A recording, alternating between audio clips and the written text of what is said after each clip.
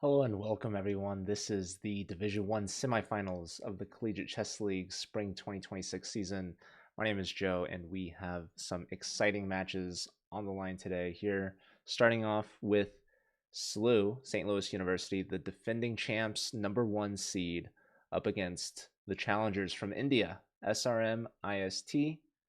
They've made it to the semifinals before, but they've never made it to the finals, so this could be their opportunity. SRM IST has been doing very well in the India College Chess Championship, which they've won the first 3 seasons in a row and losing their first just the other week to SRCC.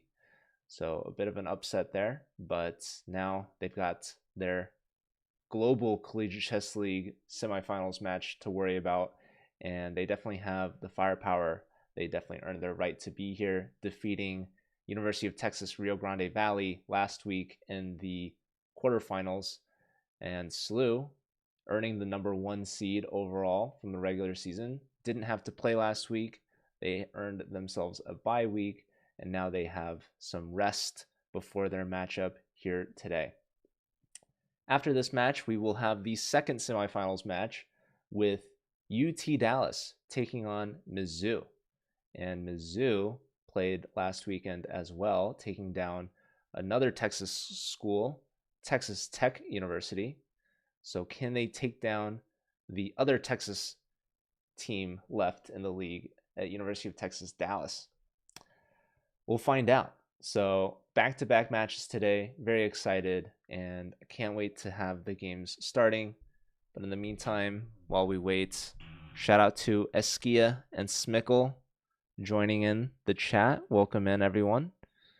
We only have 3 weekends left of the Collegiate Chess League, and then we're going to go on summer break.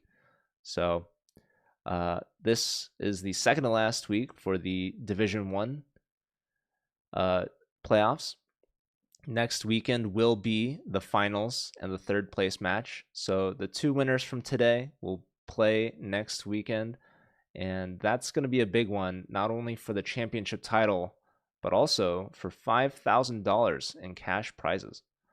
So SLU, they are back-to-back defending champs. The only team, the most recent team to have won that wasn't SLU was Mizzou. And we could see a Mizzou versus SLU finals again if SLU and Mizzou win today.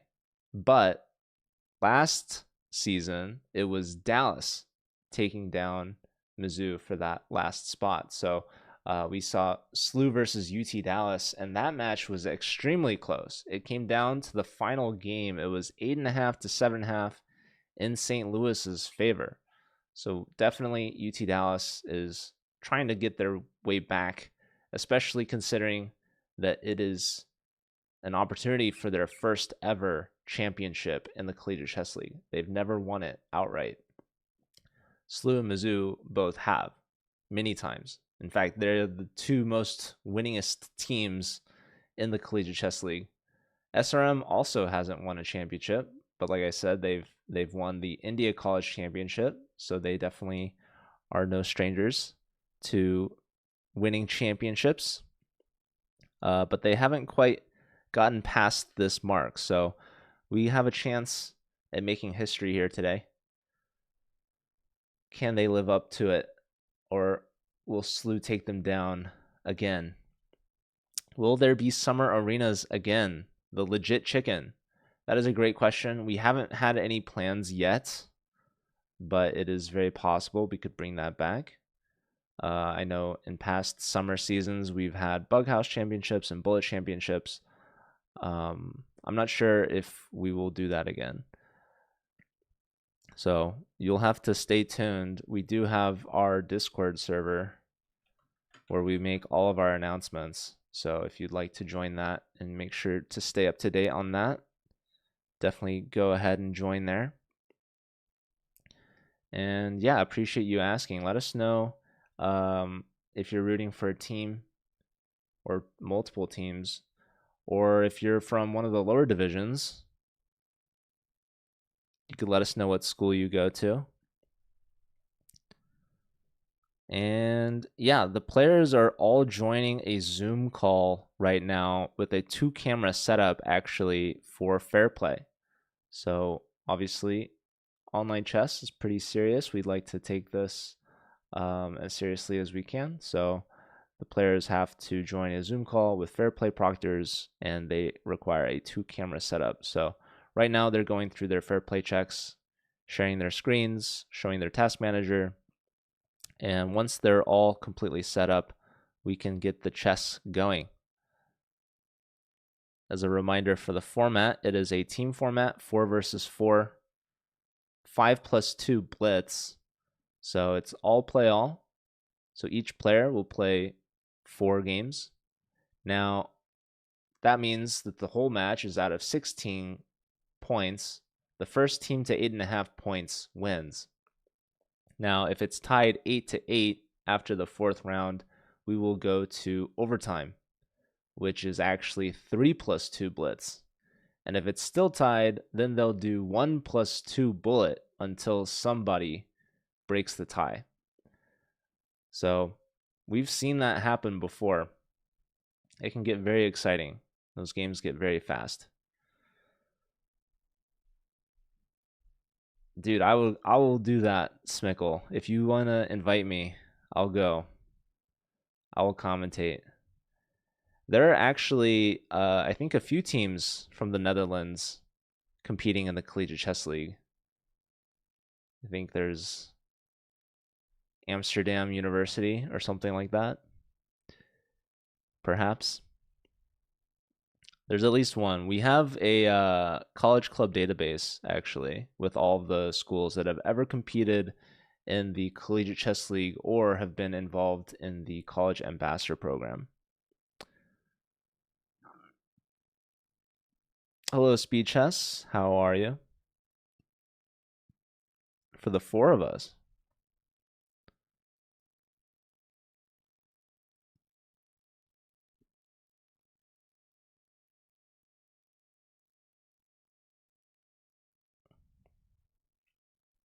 Eskia and I have met each other. The pleasure was certainly all mine. Absolutely incredible experience.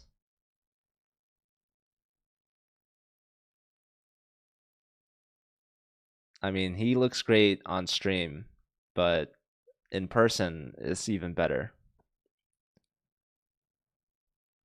Such a handsome chess player.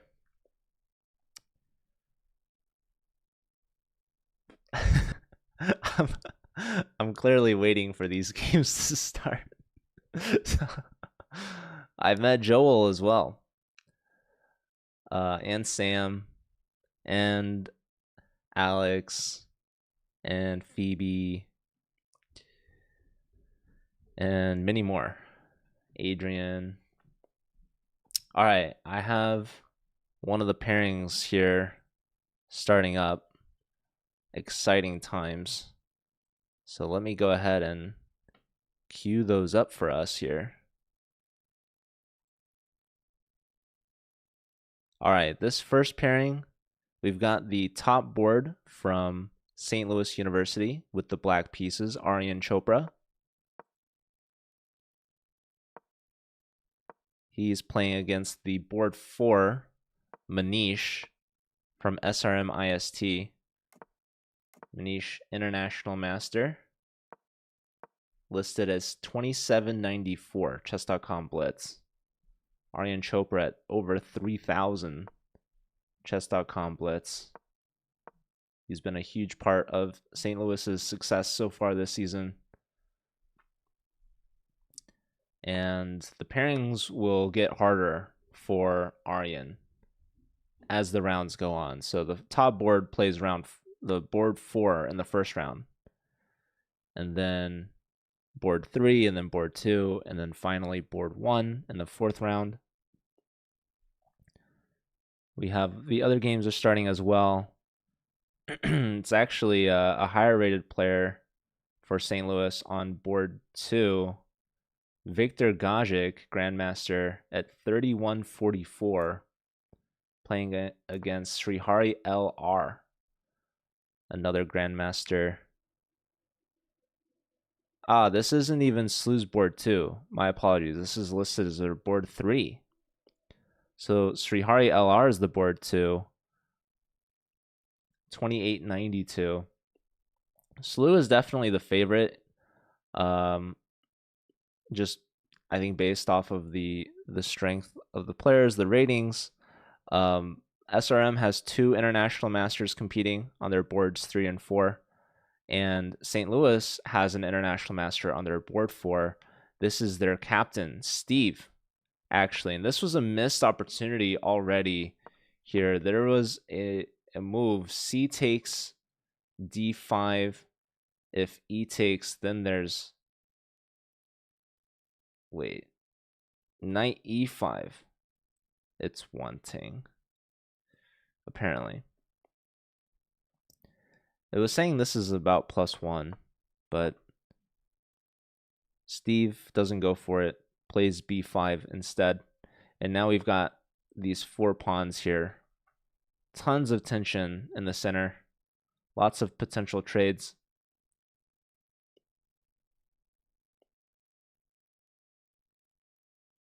And Steve, as a 4th board, he's playing against the top board from India. This is Pranesh. Or as you guys might know him by his online username, Artoon.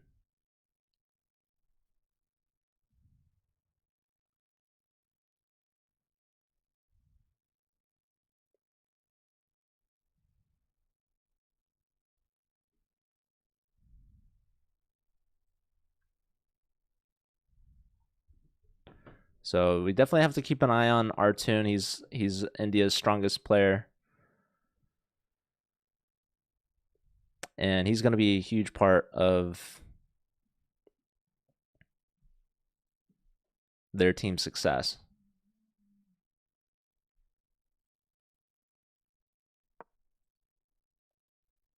All right, Steve's looking for a knight trade here in front of the king.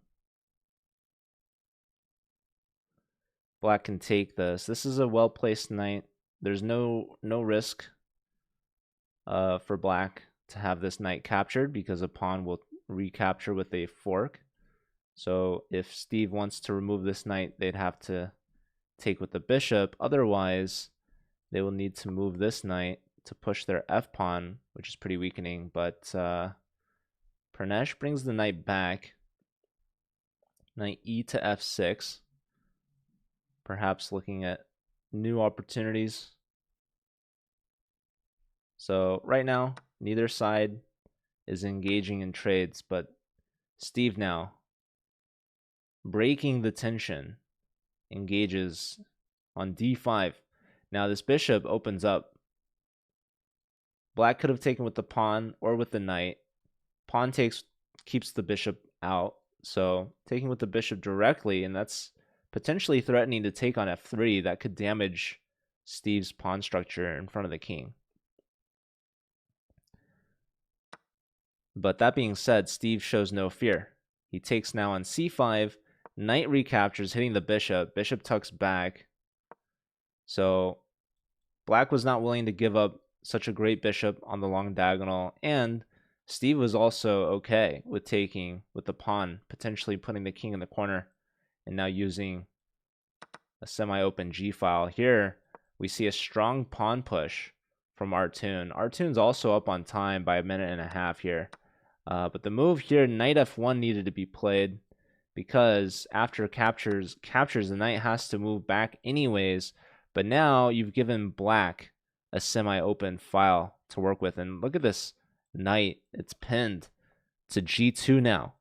So Steve might be regretting allowing this trade, opening up for that g-file, then playing knight f1. Perhaps he was concerned if he had played knight f1 first, then the g-pawn could continue rolling through. And look at this. The bishop was overloaded. So we see bishop takes, giving up that nice bishop, but allowing for the knight now to come in to d3 with a fork. So Artoon, he picks up an exchange. Knight gets pinned by the rook. Queen steps out, looking for a trade. This pawn maybe was hanging, but wasn't taken. Or maybe it was bait. hard to tell. So rook lifts, trying to keep an eye on that a pawn. Rook declining the trade. Steve is down material. He's down in exchange, so he doesn't want to trade off his last rook. And Artoon up on time, up in position, looking to trade this down. Rook lift here. Now maybe we can get to the back rank, but Steve under 2 minutes might not be good enough. So this is to be expected here in the first round. You're usually seeing the top board taking down the fourth board, but this is the biggest advantage in the match so far. There was a result, actually. I was just saying the top boards are usually beating the bottom boards, but India, a great result here. Aryan Chopra, top board from Slew, actually taking a draw. So it looks like the queen steps up, and now we blunder a pawn. This is good for Aryan, but then queen to c3, and now this apparently leads to a repetition. So a great result for the Indian team. Half point from their board 4, keeping the top board to a draw. Now we have, this is another game that we haven't looked at yet, Bharat Subramaniam. This is the board 2 from St. Louis University. They're taking on the board 3, Mohammed Anis from SRM. And it's about a minute advantage for Bharat. Otherwise, an equal position. It's a knight versus a bishop. There's some tension here in the center. Black taking would really ruin the pawn structure.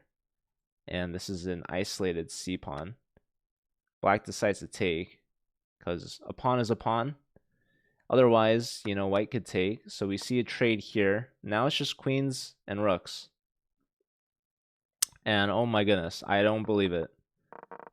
Somehow, Steve, after blundering an exchange, declines the trade, gets his bishop onto a beautiful outpost. And now we see knight in to c3, trying to trick. If rook takes, knight takes with a fork. So black would pick up a second exchange. Also, if you take the knight, you're getting your king and queen forked.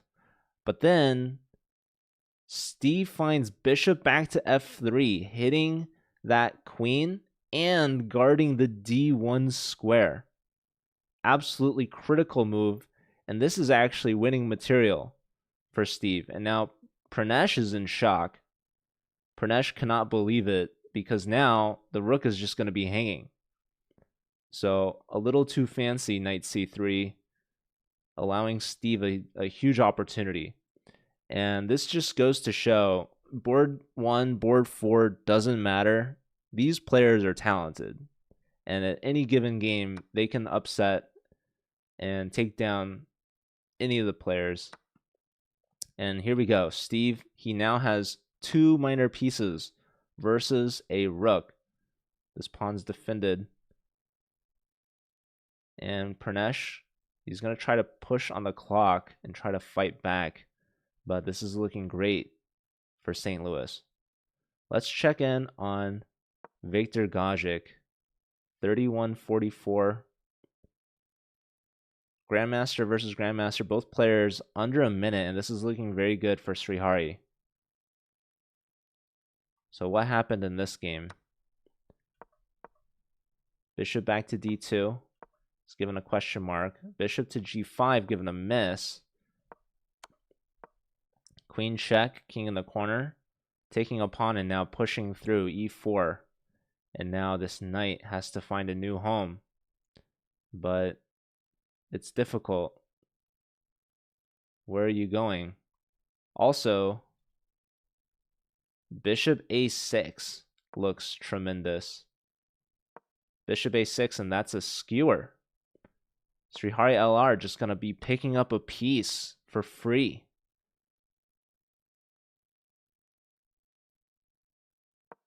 Both players less than 30 seconds, and black's up a piece. Viktor Gajic is going to need a miracle to come back on this one.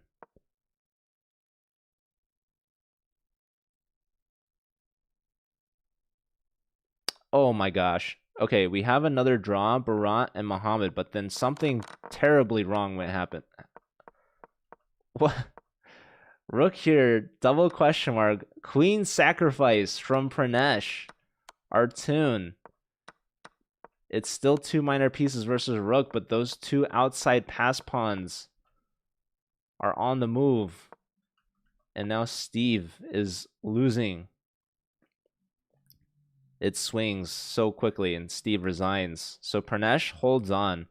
A back and forth game for sure. Pawn push, revealing a discovery on the bishop, allowing this pawn to be taken with check. King gets lured out. Gajic trying to fight. F2 is very weak. Oh, queen pins to the king.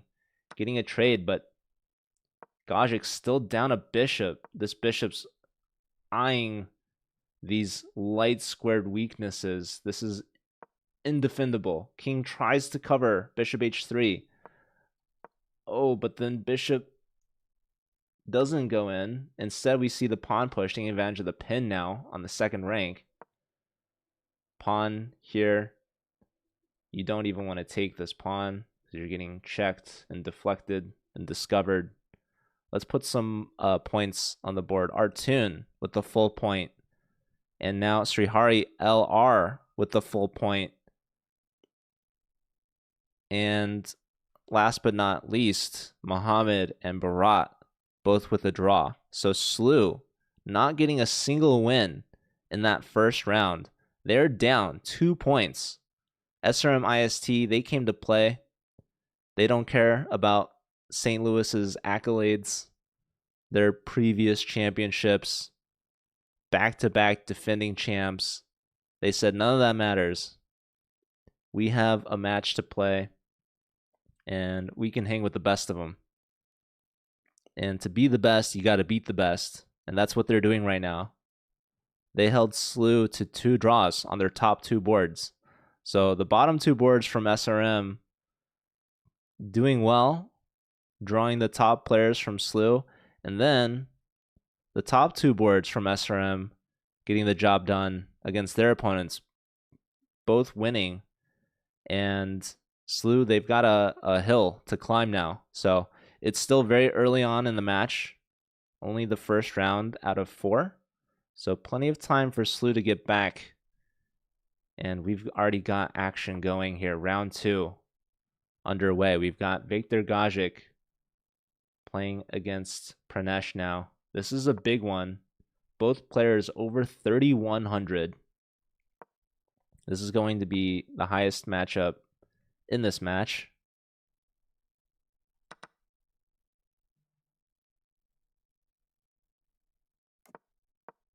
So we'll definitely keep our eyes on this one.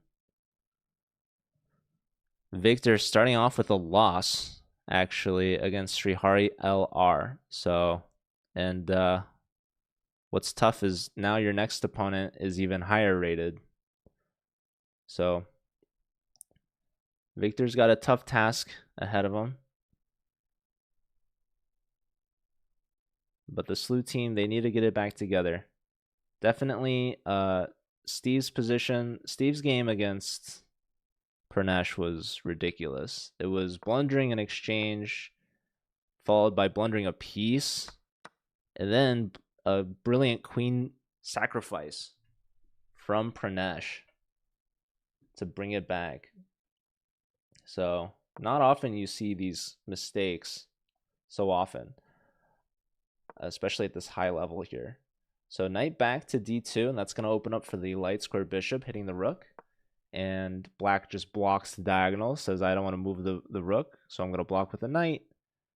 Then Srihari brings out their knight, developing with the tempo, and we see the bishop now help supporting the knight. We see the trade. Now bishop takes, and e4, shutting down this diagonal, but also potentially weakening this d pawn. The d4 square looks to be controlled right now by black, and this d pawn is only defended by the queen. So you could imagine at some point black could try to bring some pressure down. Knight hops in to c4, hitting the queen. Queen steps back. boxing out the knight. We'd love to plant a knight on d6 if we could, but black has this e5 square covered, so we can't plant our pawn there exactly yet. We could see f4. It's kind of an aggressive move here. Hey, Uncle Jesse, good to see you. What's up, Dan? Good to see you. All right, f4 has been played. This is making me a little nervous because Srihari LR seems to be agreeing with my moves. e5, I think, makes some sense, right? I mean, if f4, I guess you're either playing f5 or e5. There's e5, so the knight wants to say hello to the black pieces and is now protected. This also gives white connect 4.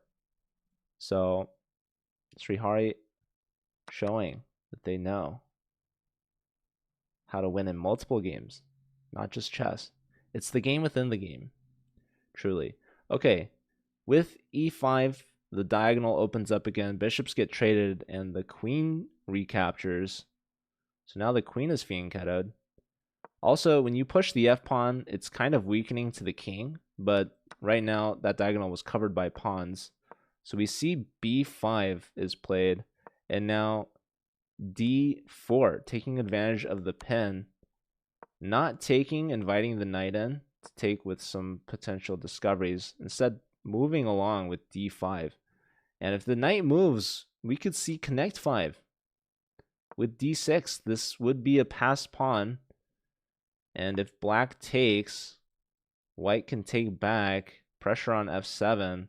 So right now, black is maintaining the tension, planting their knight on d3. Rook over, the queen's defending this pawn, but also this pawn. But if you take this pawn, then this pawn is weak on f7. So queen steps in, pressure on d5. What was the computer saying? Black apparently can play queen d4. It liked much better. Queen d4 attacking both d and b pawns. Instead, just queen c5, and now white takes on e6. Black takes back, and now look at this. That is another downside of queen to c5. This is a fork. Queen on the long diagonal is protecting it. Wow, the computer says you could counter with knight f2 check. That's not easy to see because queen and rook are both covering f2. But this is a check that is findable, right? If rook takes, then you can take here. And if you take that rook, black's going to take your rook. So it's just a fair trade here. Can Steve find it? He's just under 3 minutes. Big moment, and he does. He finds his only defensive resource here. Gets the double exclam. So when you're forked and it looks like you're losing material, remember you should always look for checks. And it turns out this one, even though it's protected, this queen cannot both defend and guard f2 and b7 at the same time. You have to choose one. So if you move your king, you're going to get double checked and you're going to get a perpetual, perhaps. So nicely found here from Steve. Nice defensive resource. Sacking the knight with check. So we could see rook takes, and the game will continue from there. Rook, queen, and pawn endgame. But let's head on over to our top matchup here. Artun versus Victor Gajic. We were saying these are the two highest rated players in this match. So Pranesh, they get a good knight on c5. That gets traded. And now black gives up a pawn. They get the e-pawn back. Pawn push, queen steps up. So here, Pranesh has a really strong move. Rook to a7, apparently. And I don't exactly know what's going on but that was missed. F4, attacking the knight. Now we take a pawn. And here the move needed is queen to b8. Queen to b8 was very important here. Instead, we see queen to e7, and again, rook a7. Missed, but still very strong position here. Look, the knight's hanging, and bishop here is a skewer. Oh, and there goes a free queen. Victor Gajic. This is... And look at the time difference. Pranesh, 2 for 2. Gajic, 0 for 2. That is not good for Slew. This is pretty much the season on the line. And SRM is taking it to St. Louis right now. Steve and Srihari LR decided to draw, so didn't take the knight, just went for that perpetual. I'm a little surprised by that. Slew's still looking for their first win. We have a half point for Steve, and Srihari LR goes to 1.5. So it is now a 3-point lead for SRM IST. And oh my goodness. So here, Aryan Chopra is looking like they're doing well. But Bharat and Manish, this was a huge blunder. So looks like white for St. Louis is attacking. Brings the queen back. Brings the bishop back. Queen up. Bishop and queen lined up on the battery. Lots of pressure on e4. These pawns are doubled.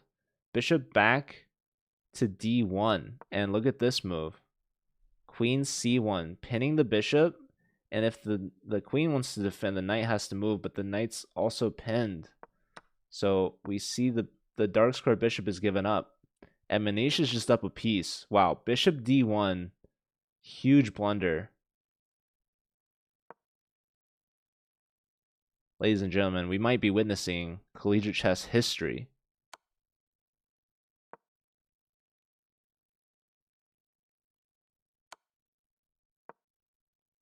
SRM IST, I mean, they're 4 points away with 2 rounds remaining. And this round's not even done. It's 2.5 rounds remaining. St. Louis, Aryan Chopra is looking for their first win of the day. 8 moves in, or 8 games in.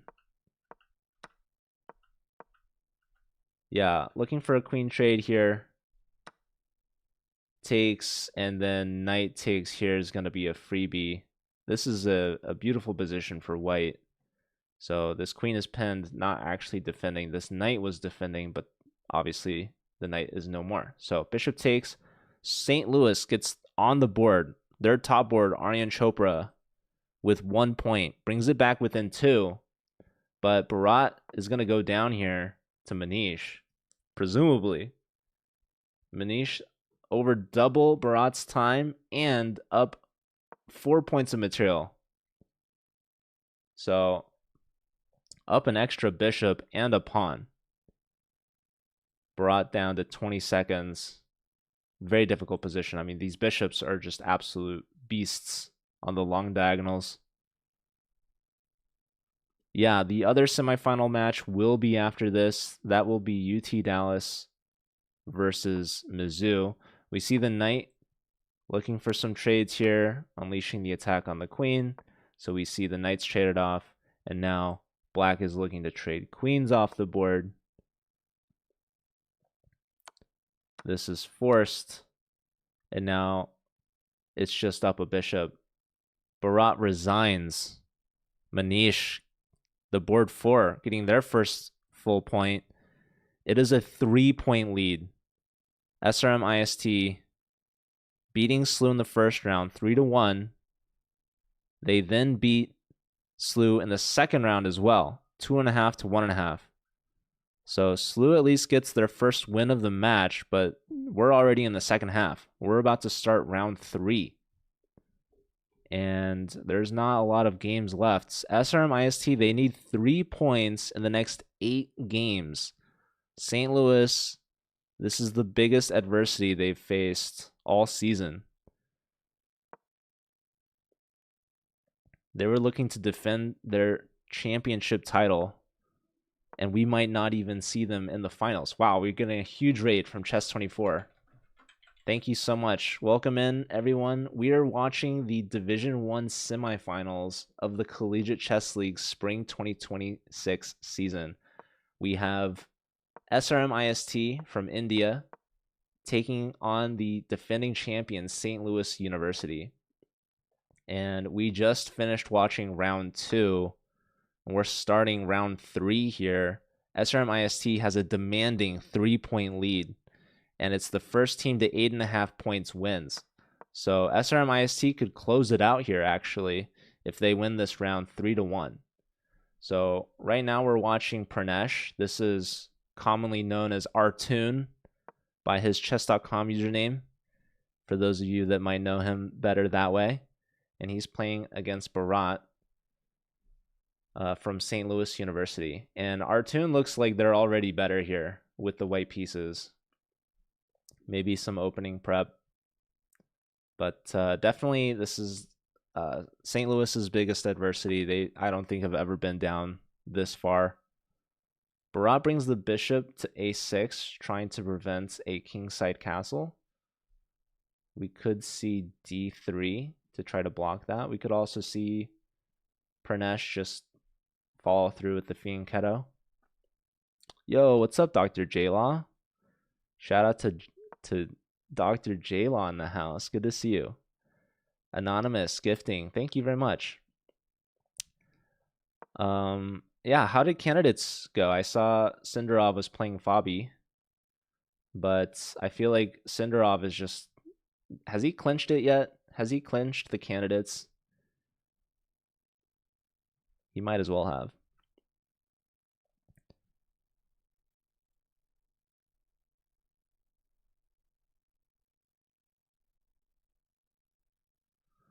All right, we have Viktor Gajic, who has had a terrible start. In the first 2 rounds, he's lost both games, and he is the highest rated player for St. Louis, 31-24.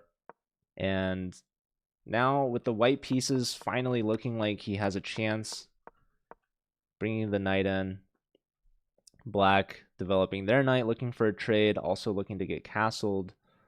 But here, white can play their knight in perhaps to e5 with the tempo on the queen. So this queen's been getting tempoed. Bishop to e3 developed with the tempo. And this queen right now is guarding against this fork. So knight e5, and the queen might have to go somewhere a little awkward, actually. And we see that move from Viktor, knight e5. St. Louis, they need a comeback right now. They can't allow this to get much worse. So this is really good for Viktor. The computer is saying the best move is actually knight takes d5, which you know is not good. So instead we see the much more reasonable queen d6, but that's getting hit by knight c4. And where is the queen going?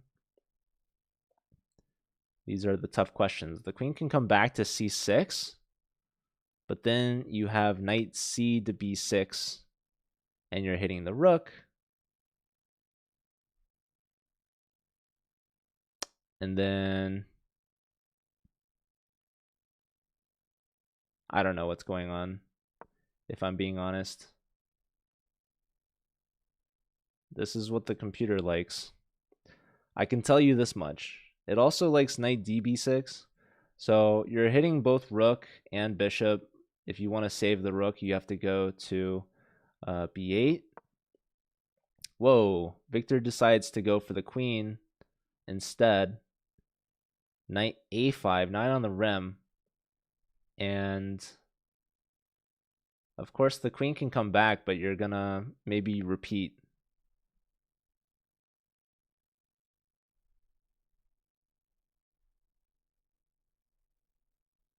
And this is a game that Slew really needs. Viktor is definitely for choice, but can he close it out? He's up a minute as well. Okay, we just had a big swing here for Steve. the SLU captain, board 4. So international master versus international master. We see bishop to f3, threatening checkmate on g2. Bishop f1 to defend. And now rook to b8 opposite the queen. But this is a huge blunder because h4, distracting the queen from pinning this pawn. So if queen to g4, trying to stay on this g file, we're going to hit with one of these rook lifts, and the queen is going to be forced off the g file, and Steve will be able to win a piece. So this could be the momentum that St. Louis needs. If they could win 2 of these games, that'll be huge for them. That'll give them a chance in the 4th round to complete a comeback. Aryan Chopra up on time here with the black pieces, also looking good for SLU. Srihari LR from SRM IST. This is looking pretty even. This is an isolated pawn for white and maybe a backwards pawn. So maybe black can start putting some pawns on dark squares and try to play the same color bishop endgame here, but likely to be a draw. And we've got Bharat versus Pranesh. So Artun, he's the only player, a perfect 2 out of 2, top board from India, and looking to go 3 for 3. He's got almost twice as much time as Bharat, and a connected pass pawn here for white as well. So bishop pair for black, but way less space on the board. This backward c pawn could end up being a target. Rook taking the b file, maybe looking to go to b5, hitting both bishop and knight. This knight's defended once, but attacked by the bishop. So we see the bishop coming back, defended by the queen. Computer doesn't like this so much, but this is getting a little low on time for Bharat. Definitely a tough position for black to play in with such little space. So we see the rook stepping up, creating space perhaps to double, but of course this would be ill-advised because of knight d7, which lands with the fork. Also pawn to a3, helping lend some defense for the bishop. Let's take a look back with Victor.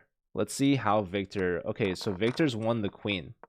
Knight a5, and black does find the best move, giving up the queen. Knight takes d5. Knight takes, bishop, pawn takes, opening the f file. And now Victor has to use this queen advantage here.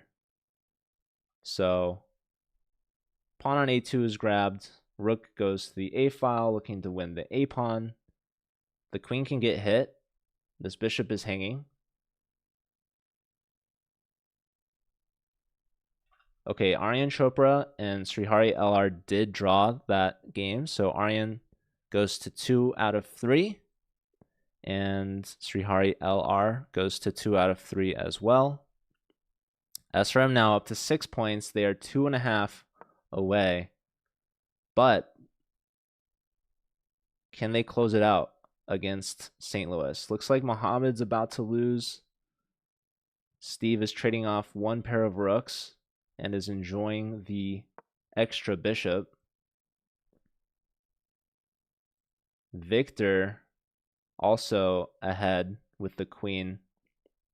But the bishop pair is tricky. And black also still has both rooks. So Manish is looking to fight. But it's Pranesh who looks like he's going to inch SRM IST even closer to victory. This is a pinned knight. So knight takes, looking at a pin on the queen. But then black says 2 can play at that game. But the knight moves with check. Now the queen gets out of the attack from the rook. And now e6 might open up some nasty discoveries. This is kind of a loose king here on f2. And the rook on the h-file is not really playing, but maybe the h-pawn wants to get in on the action. Or it's going to swing over and contest the center. So, yeah, kind of a clamp on this c-pawn. This c-pawn's been an issue for Barat for a while now. All right, Steve did win his game. Very important for St. Louis. The team captain and board 4 getting a win on the board. So St. Louis still within 2. They're going to need a monster 4th round to come back. So 2-point lead is what SRM had after the first round. We see one pair of rooks traded. The rook from the H file now hitting the bishop with a tempo. But while this bishop's here, the rook enters. And now pawn push, getting rid of that backward c-pawn just to protect this bishop. Queen now stepping in to take. Looking at the 7th rank, rook gives a check. King tucks back. 6 seconds for Barat. 5, 4, 3, 2. You got to find a move. 1 second. Bishop comes back to the long diagonal. But now rook takes, queen check. There's queen block. Rook takes, but now rook takes. And this bishop is going to fall with check.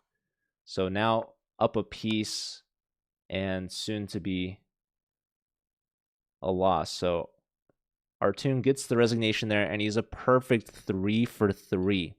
That brings SRM to 1.5 points within winning. St. Louis, they need this point from Victor. Victor is 0 for 2, needs to win this. Up about 15 seconds.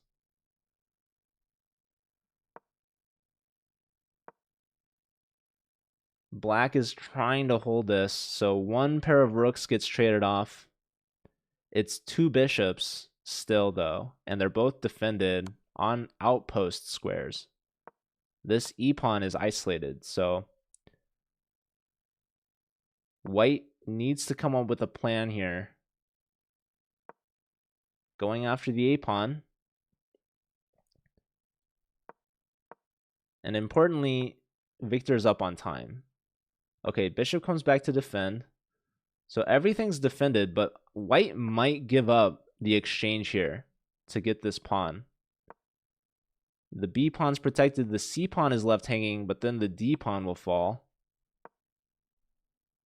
C pawn is hit, so it gets pushed.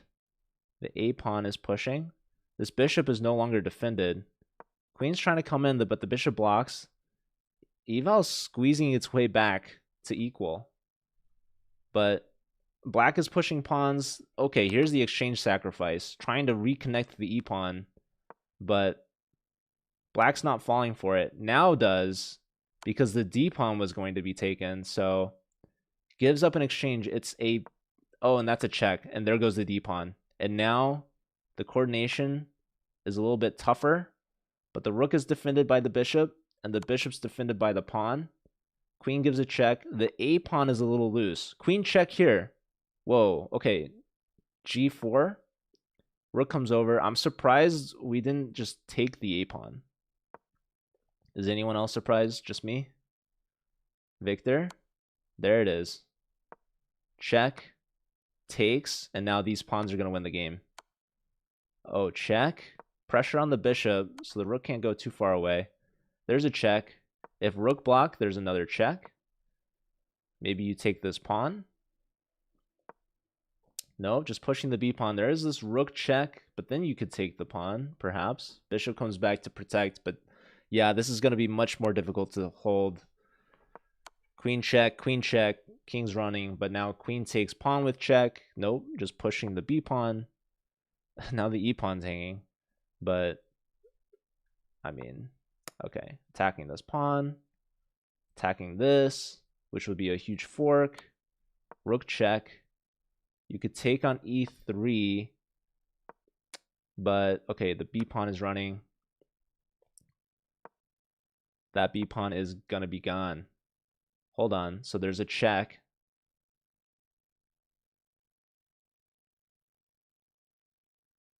"16 seconds for Victor. Don't mess this up, dude. There's a check. Now you could give, yeah, this check or this check, and you can queen. Just queen. Voila. And we could see resignation. But okay, there's one check to be given.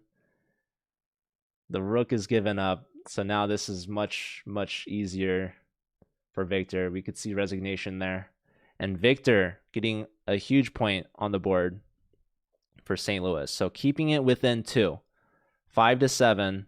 That was the first round of the match that SLU has won. And they won 2.5 to 1.5.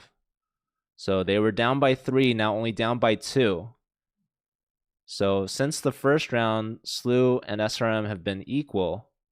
But now it all comes down to this. The fourth and potentially final round of the match. SRM IST, they know what needs to be done. They need 1.5 points to win the match and move on to the finals for the first time in their history. If they get even 1 point, that'll bring them to 8. And that will at least guarantee them overtime. St. Louis, they need 3.5 points to win outright, or they need 3 points to force overtime. Anything less than that, and their season is on the line. So, big fourth round here. Don, thank you for the sub. Appreciate it. Are these players study at respective unis? Yeah. All these players are currently enrolled university students. The St. Louis University team, they are all on scholarship to play there.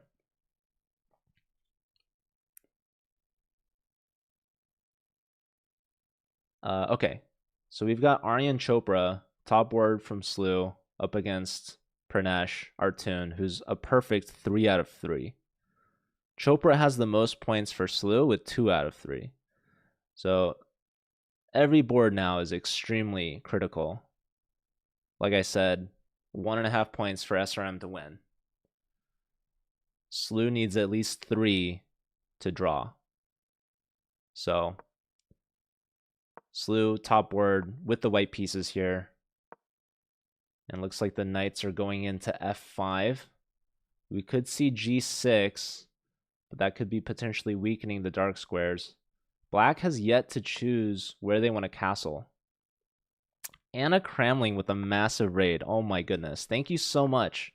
I hope your tournament's going well at Menorca. I know Pia's been doing a fantastic job commentating.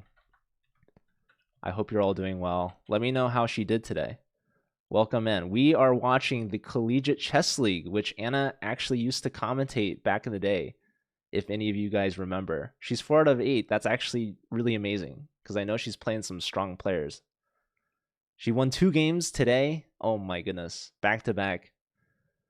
Well, this is the semifinals for the Collegiate Chess League's top division. So we're watching St. Louis University taking on SRM IST from India. So let us know if you guys have a favorite, the US team or the Indian team.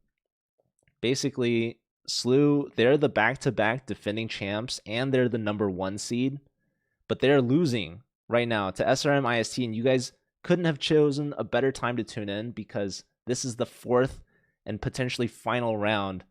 SRM IST only needs 1.5 points to clinch the match and move on to the finals, where they'll play for a chance at their first ever CCL championship and $5,000 in cash prizes. Yeah, St. Louis is the top seed. They're the #1. They're the back-to-back defending champs. This is like as David versus Goliath. Like, this is the #1 versus the underdog, basically. So let us know who you guys think will win or who you're rooting for.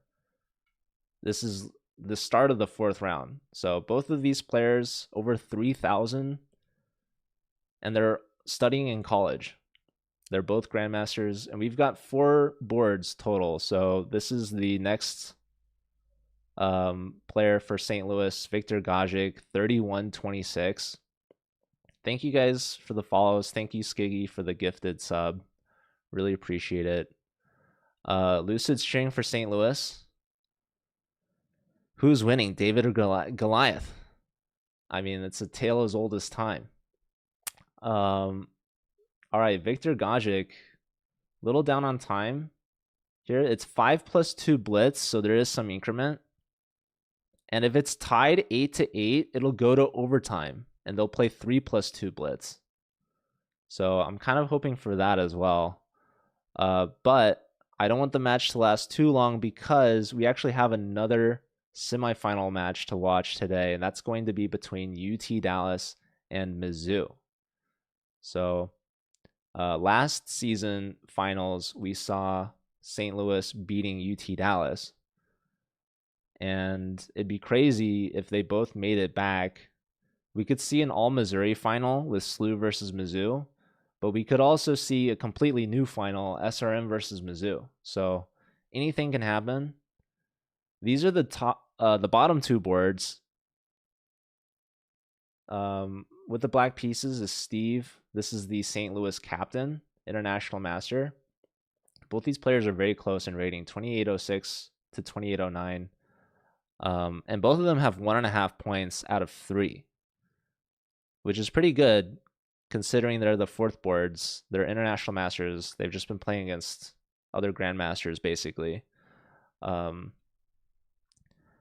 SRM IST, they have one other international master who we were watching play against Victor. Wow, they drew by agreement, which is actually ridiculous. I don't know if I've seen that before. I mean, that is not good for SLU. Like, Steve, as a team captain, needs to play on, knowing that the match is like bad. his team needs wins. But that brings SRM IST 1 point away from winning the match. And I think if I had to guess, it's gonna come here from Pranesh. Artoon. He's a perfect 3 out of 3. Who else would it be? He can clinch the win with a win, and he's actually winning. He has the biggest advantage. So that was an early draw. I think Steve should have played on there, especially in the 4th round, especially given the circumstances. His team's down by 2. Now there's only 3 games remaining. SLU needs to win out to win the match in regulation. Otherwise, they can only afford 1 draw. But Pranesh, he's not looking to draw. He's won against all 3 other St. Louis players, and now he's got one last player standing between him and a first time ever in the Collegiate Chess League Finals.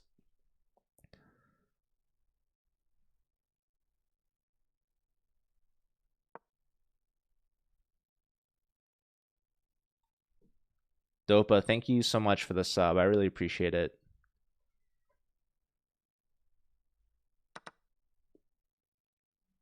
And the finals, it's going to be the same time next weekend. So if you guys are curious to see who will win the best college team in the world, be sure to tune in next weekend. We'll be watching the finals. There's also going to be a 3rd place match. So whoever loses in the semifinals today, they will still be back next weekend for a little bit of chance of redemption and some prize money on the line. But obviously, the teams care the most about the championship title. And right now, Pranesh knows they still have some work to be done here.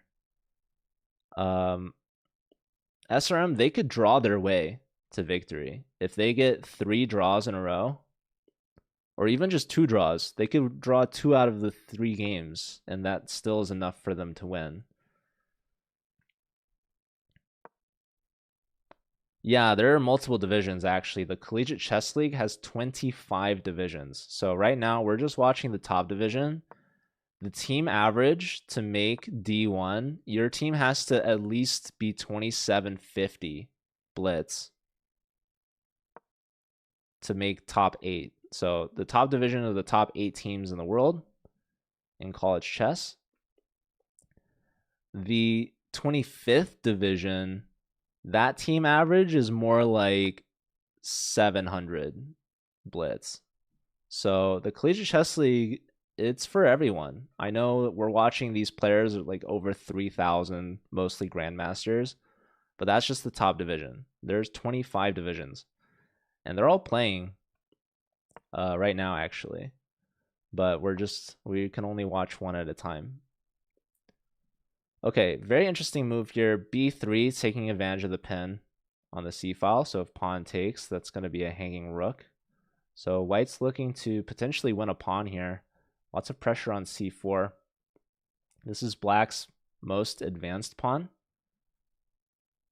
We're watching Bharat is from St. Louis University, and Srihari LR with the black pieces is from SRM IST. Both around a minute on the clock. We see F5 now. So with the queen stepping back, the rook is getting some additional defense. And now black might consider taking on B3. They lift the bishop, even more defense. There was a lot of pressure on E6. Knight Luke, thanks for the follow. Time to see where my alma mater is. Yeah, let me know what school you went to, and I can let you know if they're competing. Okay, this is looking terrible for Slew. This is looking like season is over for Slew. So Artun, Pranesh, look at this C pawn. Just clamped down by the B pawn. B pawn pushes. Black has a battery here. The C pawn is pushing, but the B pawn is now passed. Pranesh, huge time advantage as well. Yo, thank you for the gifted sub. All right. Do you guys believe in miracles? Can St. Louis bring this back? Can Aryan Chopra hold this to a draw? He's got less than 20 seconds. Pranesh has over a minute and 20. Also, Viktor Gajic, super low on time as well. Less than 20 seconds for him. But looking good. A better pawn structure for black, but this is looking pretty equal. My biggest concern here is Chopra. Chopra's got less than 20 seconds. 20 seconds to over a minute for Pranesh. And Pranesh is up. What is it? What's the material count? It's 3. Okay, it's an exchange for a pawn. Pranesh is moving lightning fast.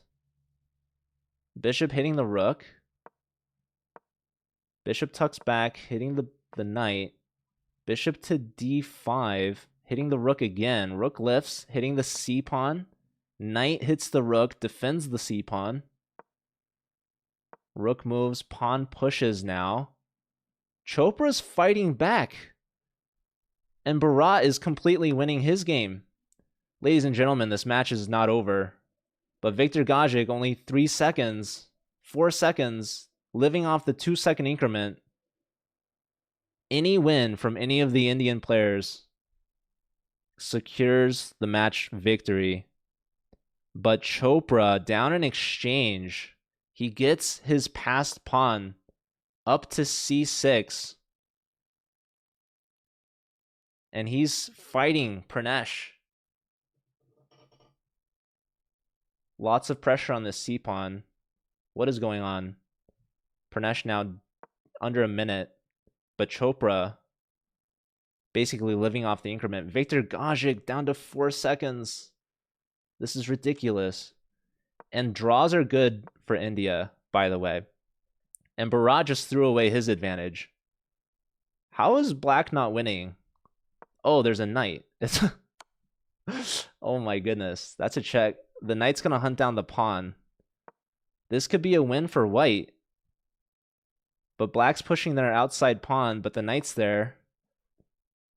Oh my goodness. But knights are notoriously terrible at catching pawns. Viktor Gajic is winning this. No, it's a draw again.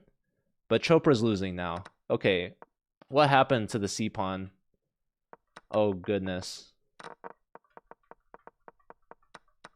Knight takes a brilliancy from Pranesh. Wow. And now the bishop's hit. The pawn is hit. The knight is hit. Grabbed. Forked. Pinned. Rook takes pawn. Pawn defends the pawn. Can Chopra hold a draw down an exchange and now down a pawn? I don't think so. This is going to be it for SRM. They're going to win it. Unless Chopra can find a fortress. Both players so low on time. Okay, Viktor Gajic and Mohamed drew. So any draw now wins for SRM.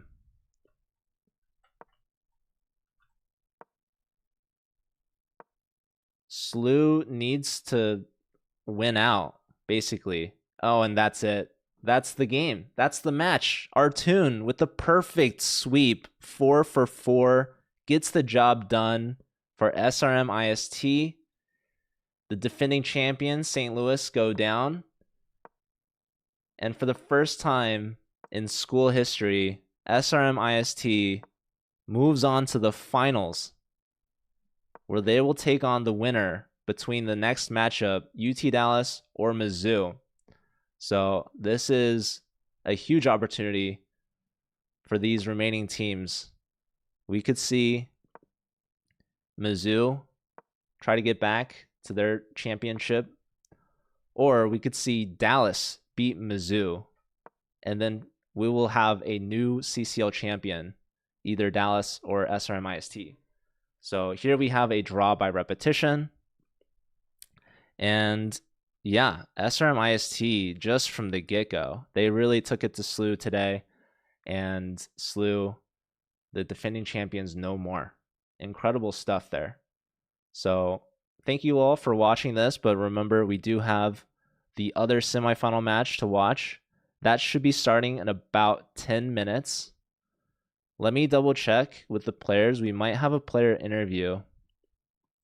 All right, we will have an interview, so give me a quick moment to set up for that, but we will be back with Manish from SRM IST. Let us know if you guys have any questions for them.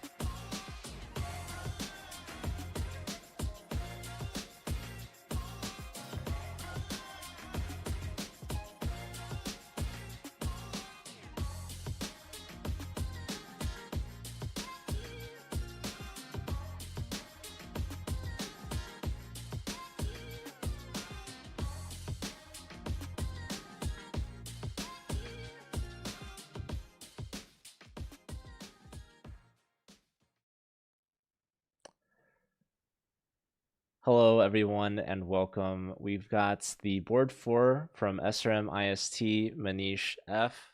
Manish, congratulations. You guys just took down the defending champion, St. Louis University, and now I believe for the first time in your school's history, you will be moving on to the finals to win the championship. Um, how are you feeling right now? Yeah, hello. Yeah, thank you for the congratulations. Yes, like this is the first time we are going into the finals, and it's especially nice since we played like SLU, who is the top team. And yeah, like we expected it to be very difficult, but fortunately we won, and I'm very happy about it. Tell us about your preparation. You knew that you guys would be playing them after you defeated UT Rio Grande Valley last week. Um, how much of their matches did you guys look at? Did you look at any of their CCL matches or any of their over the board performances? We looked over their games in general, but like it's also hard to predict like what they would do like in that specific game. So it's just like more like general preparation with tactics and like puzzle rush, something like this, and like prepares our openings and hope we get them on the board. Now I know it's pretty late over there in India. What time is it right now? It's like 12:40 here, 12:40 in And I know there's another semifinals match that's actually going to be starting in a few minutes. Are you guys going to stay up and watch to see who you will be playing against next week in the finals? I think we prefer to take some rest and like we'll just see the results of the match. And, yeah, we should be sure to be ready for whoever wins the game. Do you have a preference between UT Dallas or Mizzou? No, both are pretty strong. So either team is like I think like equivalently strong. So we don't really have a preference. And I mean in the league stages we did like win against UTD, but it was also very close matches both games. So I think it's like we are like both teams are very strong and either's like equivalent for us. Yeah, actually, you were the only team in the regular season to defeat UT Dallas. And if UT Dallas makes it to the finals, then we will have a new CCL champion because neither your team nor their team has ever won before. So that'll be exciting. I think UT Dallas is the higher seeded team, but of course, like you said, they're both very strong. So there's any chance that they would be moving on. But of course, Mizzou has done it before. UT Dallas actually made the finals last season, and then they lost to St. Louis. So, do you think that the other teams are maybe a little happier that you guys beat SLU because they're the defending champions? Be a bit happier, but if I were in their shoes, I wouldn't be so happy because we're pretty strong ourselves. Also, I think rating wise, we are slightly higher rated than UTD. Like we are third seats, and like it's SLU, Mizzou, us, and then UTD. I think like by chess.com ratings. So yeah, I mean yes, like we. I think this is our first time in the finals, so we don't have that much experience with the finals. But yes, I don't think they should be too happy with the playing us in the finals. And you guys do have a lot of experience in the finals for the India College Chess Championship, but of course, this has been next on your list. So you guys have made it to the finals, but of course, your goal is to win next weekend as well. So I know it's getting late, and I will wish you some good rest and some good luck. We're looking forward to your match next weekend. Yeah, thank you, thank you. Have a good day. All right, take care. Bye bye.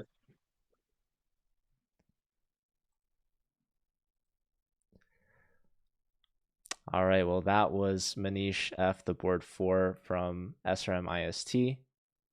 They just took down the defending champion St. Louis University by a score of 9.5 to 6.5, and they will be moving on to the finals for the first time in their school's history.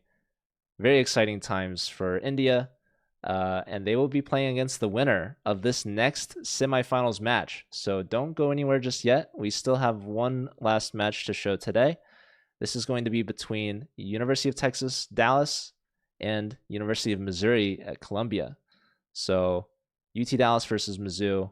This is a big matchup here. UT Dallas, they made it to the finals last season, and Mizzou, they're the last champions to have won before SLU. So both these teams obviously want to make it back to the finals.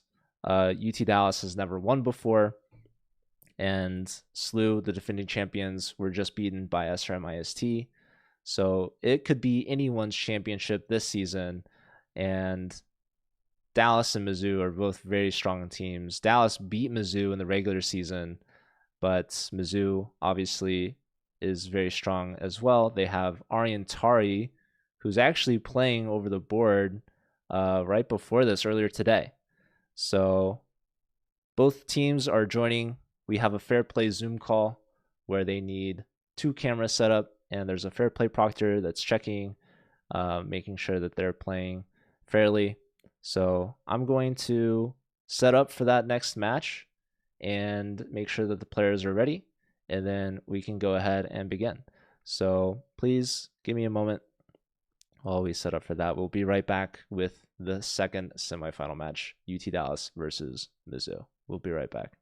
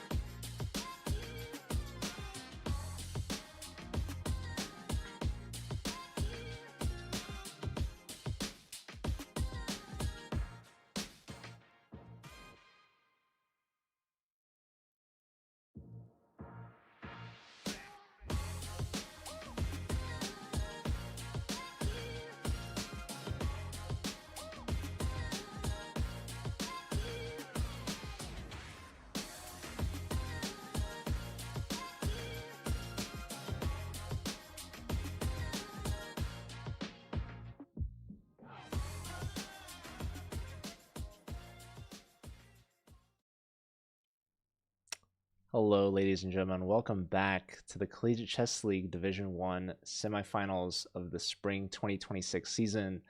We just witnessed history with the St. Louis University defending champions losing to SRM IST from India, their first time making it all the way to the finals. And now they will await their next opponents. We will find out who that is this moment here. We have the other semifinals match, UT Dallas versus Mizzou, two Titans going at it, and Dallas, they took down Mizzou in the regular season, and they made it to the finals last season where they ultimately lost to SLU. So you know that Dallas is definitely looking for a second opportunity to make it back to the finals and win their first ever championship title as well. But they have to get through Mizzou, which Mizzou, they've won many times before. In fact, the second most times behind SLU, and they have their top board, Aryan Tari, competing today. So Mizzou definitely is looking to prove themselves. They didn't make it to the finals last season, but they've definitely won many times before. And also, Mizzou has won the President's Cup earlier this year, which is the U.S. over the board college championship. So this is definitely a championship caliber team, and they're looking to not only beat Dallas today, but win it all next week. But this is going to be a close match. Definitely anything can happen.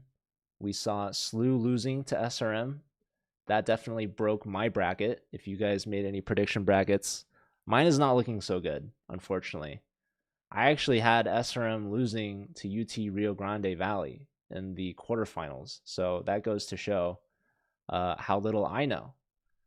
So this match, the players are still checking in and doing their fair play checks, but we will have the matches starting soon as they're ready, and I'm really looking forward to it. So this is going to be a big matchup.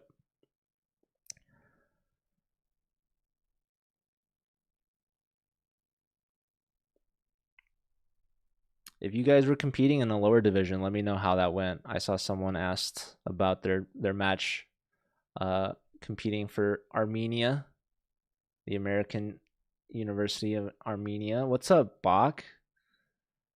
Shout out to Benjamin Bach, no stranger to CCL. I hope you're doing okay after that last match. I don't know how much of that you saw, but that was unfortunate. CSUN hurt my prediction bracket already in Division 17. Yeah. No, my brackets are not doing great. Although I haven't really been checking them. But Benjamin Bach, he has won some brackets. Thank you for the sub. Appreciate that. When was the last time that SLU did not make the final? Oh man, that is a great question. Let me look that up for you. We have some time here. Let me see if I can pull up the archives.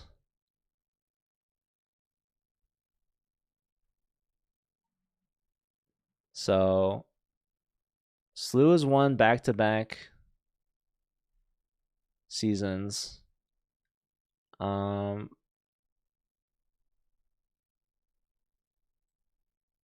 last season that they didn't win was Mizzou. That was season 9. And that was Mizzou beating SLU. So, and then before that, SLU won 3 times in a row. So the last time SLU did not make the finals was the individual season, fall 2022.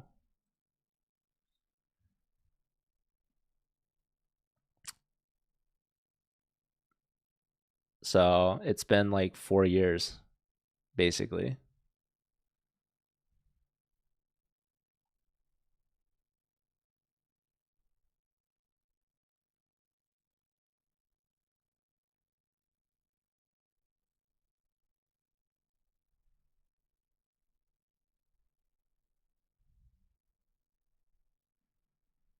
That's different. Yeah. Slew won the first season. They didn't compete in the second season. Um, I don't think they made the finals in season 3 or season 4.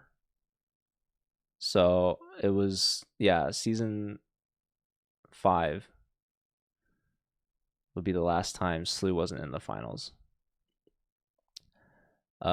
So that's like over half the seasons basically. We're in season 12. So that was 6 seasons in a row that Slew was in the finals. And they won 5 of them. The only one they didn't win was against Mizzou. So yeah, Slew.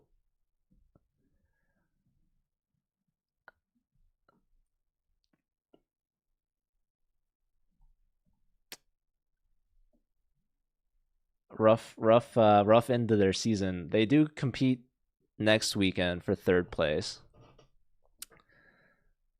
But yeah, major credit to SRM-IST. Their first time making to the finals. I mean, Artun Pranesh going a perfect 4 out of 4 was a huge part of that for sure. Did we play season 3 or 4? Yeah. I'm pretty sure you guys did. Season 3 definitely. Season 4,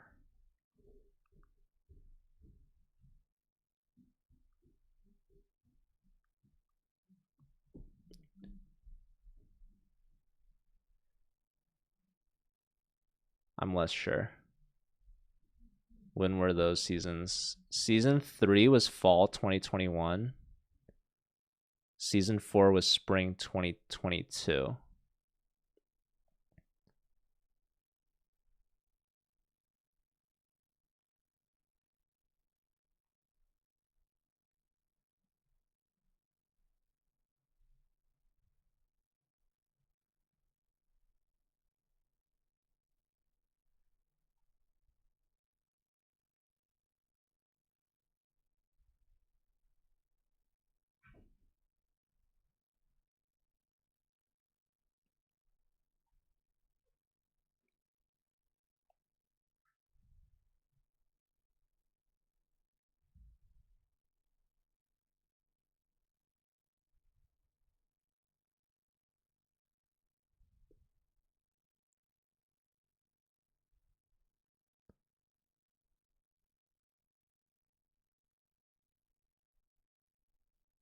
Actually, maybe you guys didn't play season 3. You definitely played season 4.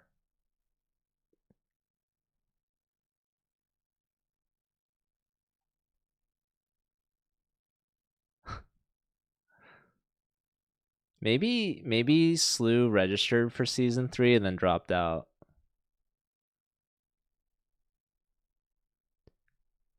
Yeah. Whoa, SRMIST played in season 3. Their team average rating was 1200. So they've come a long way. Basically over doubled their rating since then. Okay. So we have a player with a camera issue.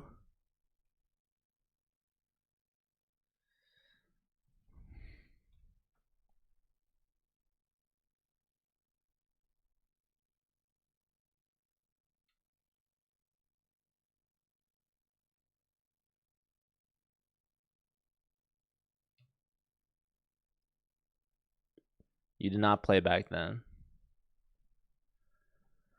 Well, definitely not fall 2021. Spring 2022 though. Hold on. Let me double check this. You were on the 2022 team. You were registered. You, Robbie, Theodoro,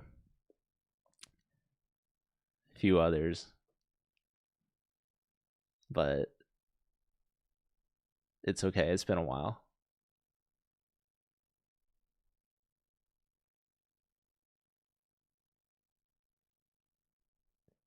Anyways, they will be starting the games. We're about to watch UT Dallas versus Mizzou.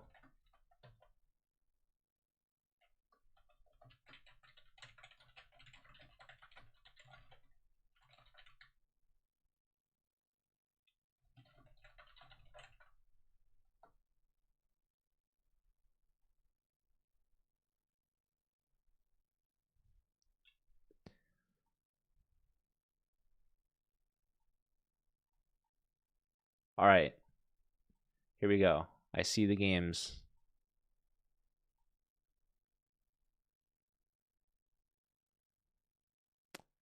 The transition's a little laggy sometimes. All right, it's okay. We've got Mihail Boyer from Mizzou versus Samant Aditya, I believe, from UT Dallas.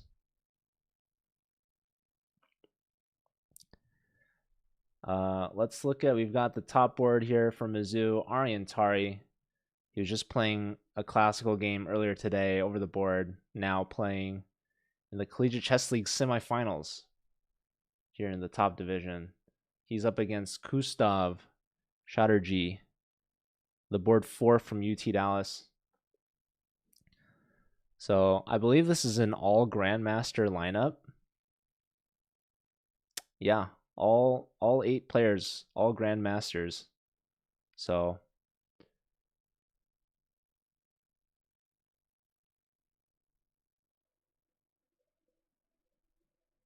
here we've got Isik Chan versus Yer Parkov. Isik is the board 2 for Mizzou. Yer's the board 3 for Dallas. Rook to C1 here for Yer with the white pieces. And there's a lot of tension here between these pawns. We could see a trade.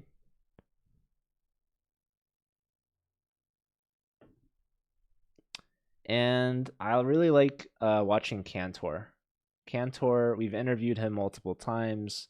He is the top board for UT Dallas. He has been such a tremendous player for their team this season and a large part of their success. He's got the black pieces here against Luca. Luca's the board 4 for Mizzou. We've definitely seen Luca playing a lot. He's definitely had some rough matches, I'd say. But now it's playoffs. So, and we saw SRMIST, they really brought their A game today with their top board going a perfect 4 for 4. I'm really looking forward to Aryan Tari versus Cantor. That's going to be both teams' top boards going at it. That's going to be in the 4th round. Here we see opposite side castles. This is very aggressive, very exciting chess. Pawn to A4. Trying to bait the knight into taking. That would have been a free pawn. But of course, at the risk of opening that A file for the black rook. So now the pawn gets through to A3 and Luca closes it with B3. Bishop steps back, making some space perhaps for the knight to land with a tempo on the queen.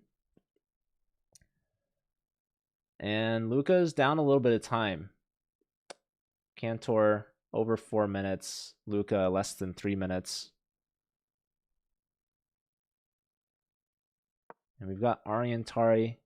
These are some really heavy hitting teams. These are the best teams. It comes down to 2 of the last 3 teams remaining in the league. This really could have been its own finals match, just depending on how the playoff bracket really shook out. So Mizzou, they took the harder path. They lost to SLU in the 7th and final round of the regular season. And that really bumped them down. That secured the top seed for SLU, which got them a bye in that quarterfinals last weekend. But then maybe they were a little rusty moving into the semifinals match today against SRM. Mizzou, they earned a third place seed, and they took down the sixth place seed Texas Tech University last weekend in the quarterfinals. And now they're playing in the semifinals here against UT Dallas. So UT Dallas, they also had a bye last weekend. They did not play. We'll see if that affects them at all.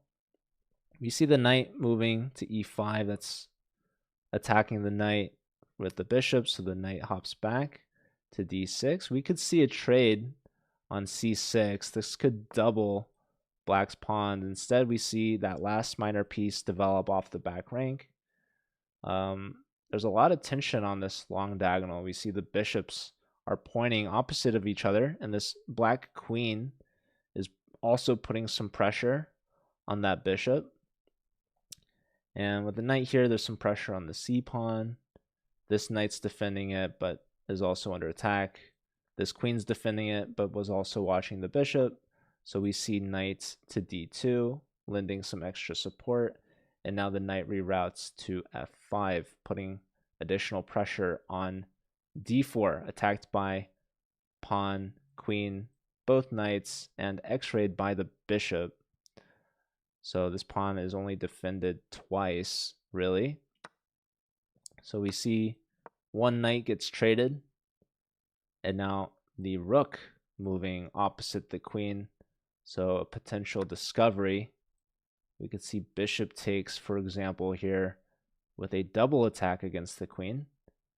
But the computer doesn't recommend that. There's actually this knight takes move, and if we take the queen, we're getting forked. Knight e2. That's going to be painful. So pawn takes, and again, black can go for this idea, because now if bishop takes with a double attack on the queen, there can be simply queen recaptures on d4. So knight e2 is guarded by rook e1, also putting some pressure on this e-pawn. Bishop now finally developing connecting rooks for black, and with the tempo on that rook on b1. So knight e4 looks to be blocking the bishop for now. And black can now bring their rooks into the game. And Aryan's got a minute advantage and a pawn advantage. So this is a good start for the Mizzou board 1. What happened between St. Louis and SRM? SRM won in the end. Pranesh went a perfect 4-for-4. Question about the forfeits. Do we need to get some confirmation? Well, on the Play Versus platform, you can usually claim forfeits, but it's typically good to also have some proof. And there's a forfeits channel in the Discord. Hi, speak Spanish. No hablo español. Lo siento. Mi español es muy terrible. Okay. Pawn to h3.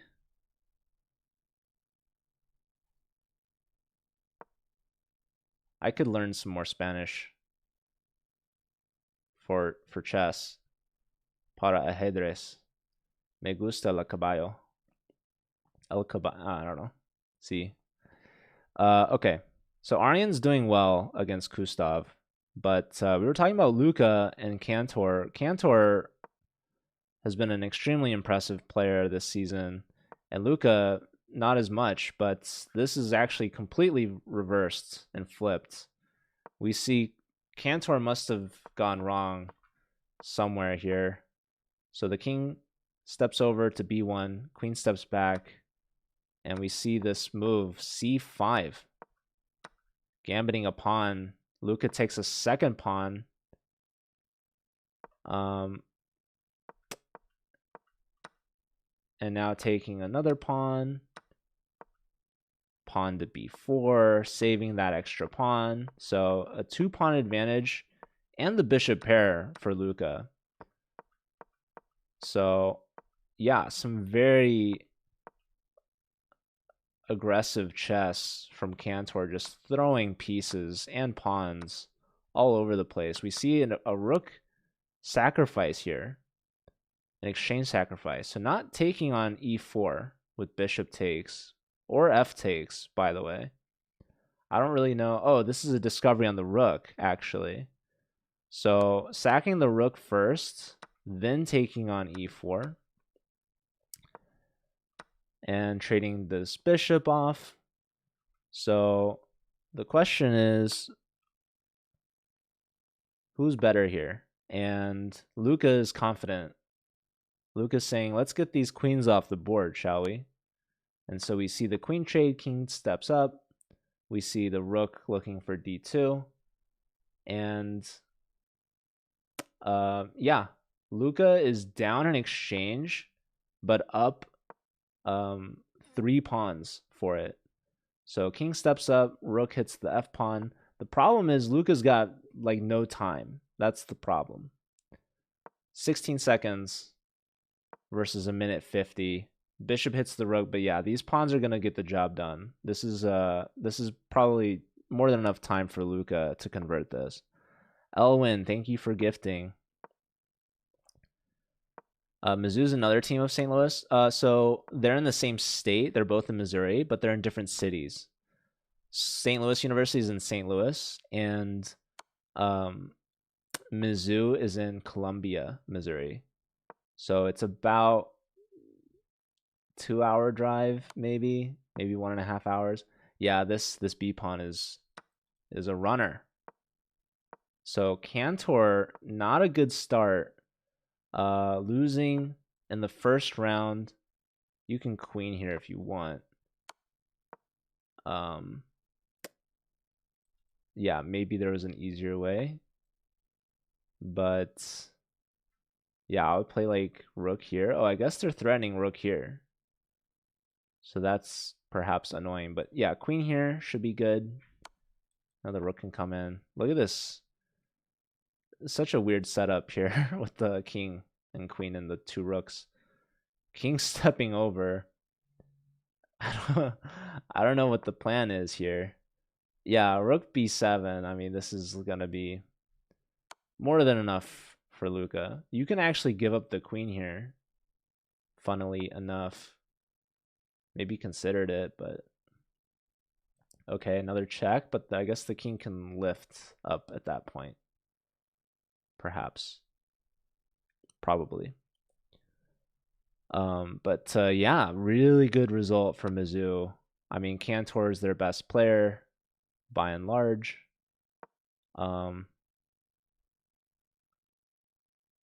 Luca's low on time. What's going on? So, okay, Aryan Tari won.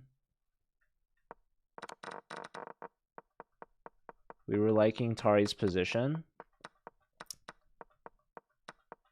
And he gets the D pawn passed, which is really good.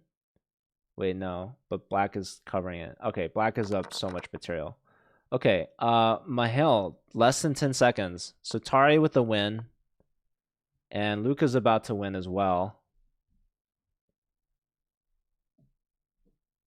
This is a rook and pawn endgame where black has an isolated pawn, but should otherwise be equal unless Mahil flags. Which he does. Oh my goodness.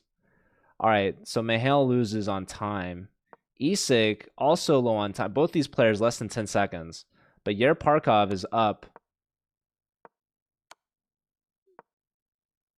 2 rooks versus a queen. Aditya Samant. Big flag there for Dallas. This position's wild. It's swinging. I mean, they're gonna repeat here. Wow. So white was winning. Parkov was winning that, but drew. So Parkov and Isak with a draw. Match is tied, but Luca's still converting this against Cantor. So now it's queen versus rook and pawn. But black is pushing their pawn through. White's pawn is stopped. Some checks here. Cantor is not giving up. Cantor is like, listen, if you can't make progress, we're going to draw. Queen here is mate, by the way. So watch out for that. You could see the rook move. Yeah, rook covers this, but that's a check. Blocks here. Queen comes back to threaten mate. Rook blocks it again. A different check this time, which is important.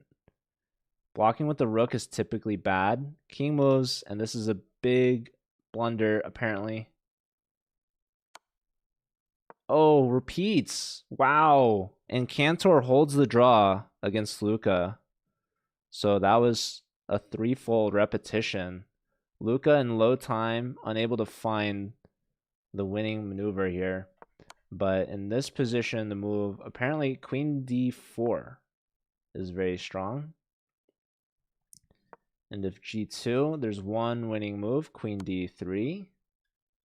And if king here, we have queen e4. And that's putting pressure on everything. So you pick up that g-pawn. But yeah, I mean, Cantor got away with one there for sure. Luca is going to wish they had that back. So right now, the match is dead even at 2 points apiece. Really could have gone either way. I mean, Aditya got a win with a flag. So, and yeah, Cantor got a draw out of a completely lost position. So maybe Dallas is a bit lucky, but Mizzou, they gotta not let these chances slip by. That was a big opportunity for them for sure.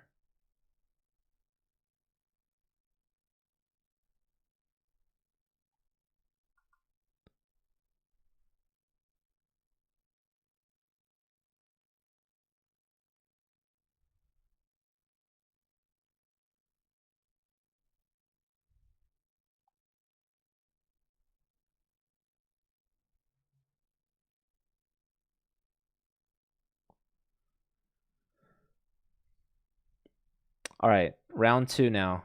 Starting us off here. Luca. I mean, he had a great game against Cantor.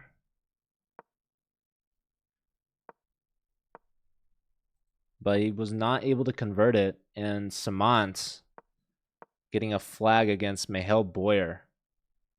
And that game was looking at least equal. So now Mihail, he gets a tough task here with Cantor.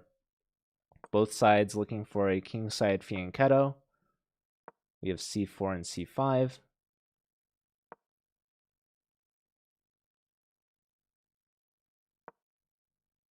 And h4 from Cantor.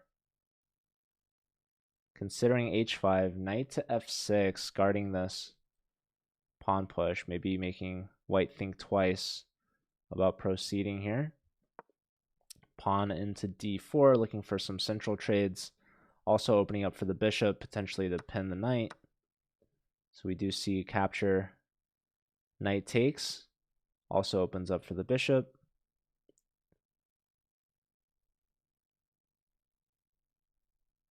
And Luca already looking worse here against Saman. Look at this tactic here. Knight takes d5. Double exclam. Brilliancy.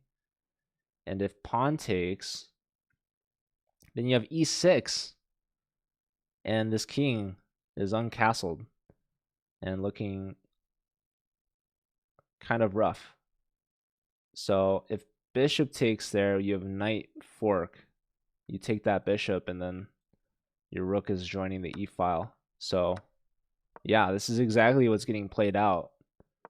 Aditya Samant, knight takes, and you just can't take back. So bishop comes out. This knight is immune right now. Although with the bishop and knight both guarding e5, you could take, and if rook e1, you can block with something on e5.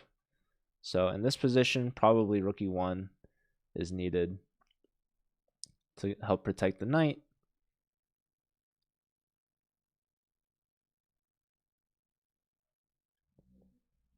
But yeah, Luca, not a good opening here. So Anonymous, thank you for gifting. Yeah, thanks everyone for sticking around. Really appreciate it. Hope you're all doing well on Saturday. This lovely weekend. Yeah, Aditya Samant, only point for UT Dallas in that first round, getting a flag win against Mihail Boyer. Wow, look at this. Bishop takes on f5. Another double exclam. 2 brilliance for Samant. And if queen takes, there's knight takes with a fork. So that is now a material advantage for white. So Luca probably not going to have that same opportunity that they had against Cantor. Really needed to find a way to break through and win that. But Cantor really, I mean, down a queen, but still defending to hold it to a draw is extremely impressive. And this knight on e6 is just absolutely annoying. Just completely guarding against both kingside and queenside castles. So black says, I have to get rid of this guy somehow, right? And the dark square bishop is never attacking a light squared knight. So we see this knight is dropping back to try to flush this knight out of there. I was thinking rook e1 here is a move. But the computer likes bishop g5, of course, the knight guarding this backwards. We see this, and this queen is guarding this pawn, and this bishop is guarding this pawn. And this knight's going to get captured, and both bishop or queen could take. But, of course, queen takes. We're worried about the rook joining the e-file. And if bishop takes, then we're going to worry about knight takes pawn with fork. So tough spot to be in for sure. We could see the queen going to g6, and that's exactly what we see. And now again, rook e1 is good. Bishop takes knight is good. Again, we couldn't see bishop takes because knight takes with land with the fork. So we see the king taking, and now there will be no castling for black. So Luca brings the king to the f-file. We could see queen f3 check, which is exactly what Aditya goes for.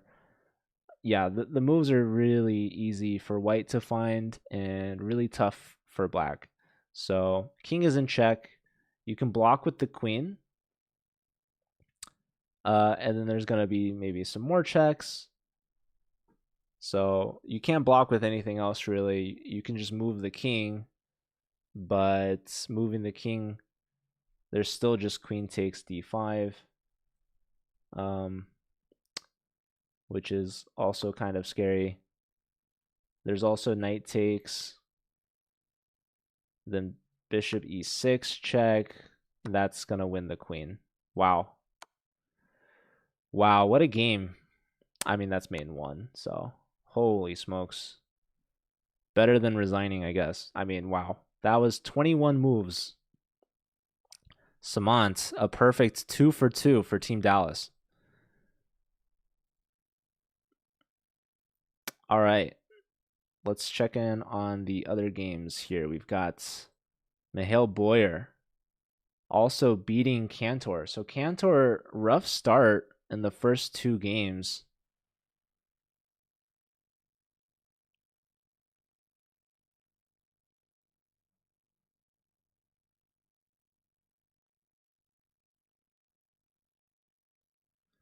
Timochka Cutie, please say you shouldn't be waiting 45 minutes. It's a 15-minute time period to claim a forfeit. So and yeah, I mean, have you communicated with, has your opponents reached out about why they're missing? But 45 minutes is ridiculous. It should just be 15 minutes and then you can move on. Okay, rook trade here for Cantor. Cantor's down. What is the material imbalance? So it's an exchange for a pawn. So bishop pair for both sides. It's a rook versus a knight and a pawn. Yo, Matt Henningsen with a huge raid. Thank you so much and welcome in. We're watching some college chess. This is the Division 1 semifinals between UT Dallas and Mizzou. Right now the match is 3-2 in favor of Dallas. We just saw a miniature win from Aditya Samant, who is a perfect 2 for 2 right now. And now we're watching Mizzou fighting back against Cantor.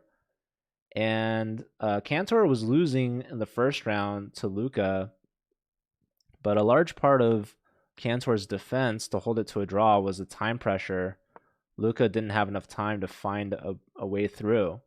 So it looks like Cantor's strategy here is very similar, just trying to keep the pressure up on the clock, giving up the E pawn, but grabbing that A pawn. And now Cantor has the outside pawn to work with. There's a check. King is going to lift. Or you can block on F1. Probably not, to be honest, because then there's just going to be bishop takes. And then there's going to be like bishop here. So if you block with anything, it's going to be the knight. But I don't think that you will block. I think you'll move the king. Yeah, Isik is Turkish. Okay, we also have Aryan Tari. And Aryan, he's the only player from Mizzou to win that first round. And it looks like he's also going to win here in the second round. So queen trade here. And I mean, look at the time pressure as well. Yerparkov, super low on the clock. We see the pawns are all defended. Rook lift. Gives up the G pawn, but wins the G pawn back. Gives up the C pawn, but attacking the F pawn here. Now black's going after the A pawn, but white has this basically a chokehold on this black king. And over 2 minutes advantage on the clock. And okay, our last player we haven't looked at yet, Isik. Looks like Isik is losing to Kustav. So it's bishop endgame. But you give up the F pawn. Yeah, look at this craziness here. So bishop's covering the flight square for black, and we see the queen is defended by the rook, but the rook gets distracted here. But then the back rank check. And why not, if bishop blocks, I don't know. So just gives up the queen here into this endgame. But black is just simply up a pawn. So this is not looking good for Isik. And Mikhail Boyer in time pressure, he was up in exchange, of course, but Cantor with that A pawn, look at this. He gives up both bishops, but black only takes one of them because the queen was going to promote with check with a fork. So now it's a queen versus a rook, and Cantor is going to close this one out for sure. So Dallas might be taking the lead here. This might be 3-1 in favor of Dallas, with Tari being the only player from Mizzou to get a win. So right now that B pawn is looking to promote, so there's a check. And yeah, we're still looking to promote because you're gonna have a skewer or a checkmate. So king takes another pawn here.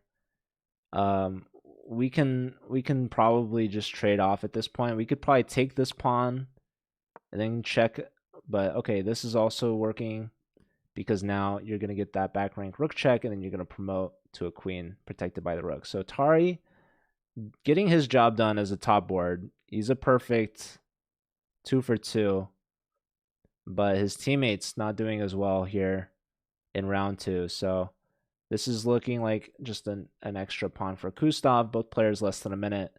And here we have a queen versus a rook.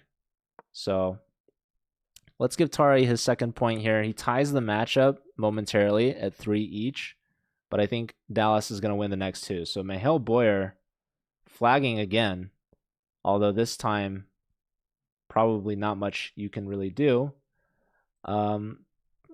But yeah, point to Cantor. Cantor was down in exchange, and Cantor has been losing in both of his games, but he hasn't lost. So he's been really playing fast, keeping the pressure on, and he really knows how to defend, and then the eval just swings back in his favor. Here, this is a tough position because your bishop is forked by the pawn. So you either trade bishops into a down a pawn losing endgame, or you keep the bishop on the board, but you lose a pawn. And now e6 flags as well.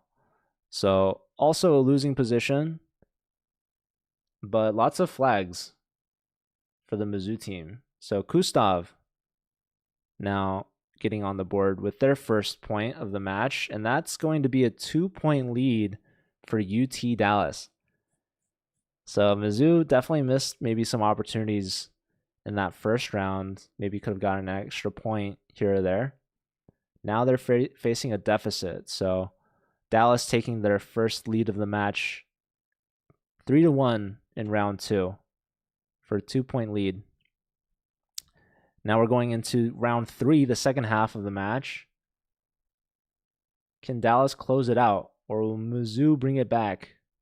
No, there is increment. There's 2-second increment. The Mizzou players have been slow. Hello, Newt. Good to see you.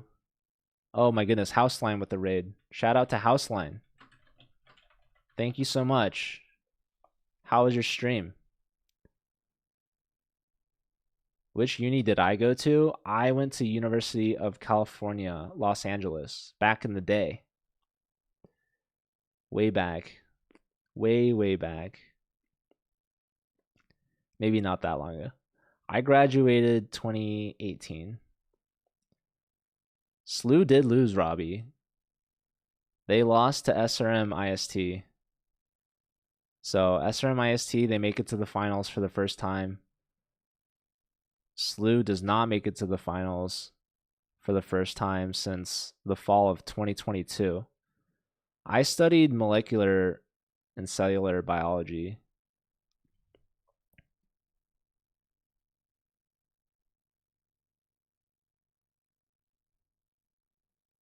Why am I not seeing the next game? Yeah, Matt with a huge raid.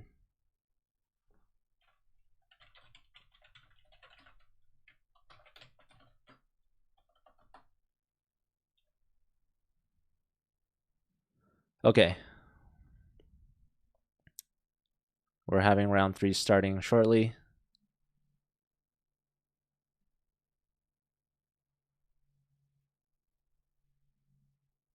And here we go. Isak now playing against Cantor. And we have Aryan Tari playing against Aditya Samant.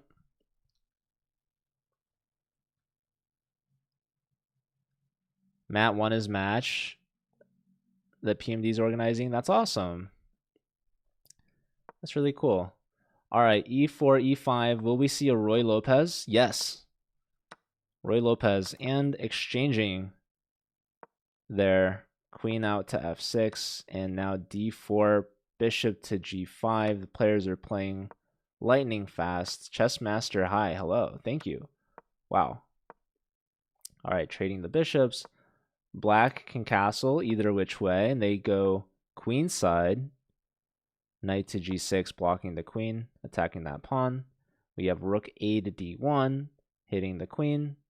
With the tempo, both sides having gained time from the initial position. We have a queen trade offered, but will it be accepted?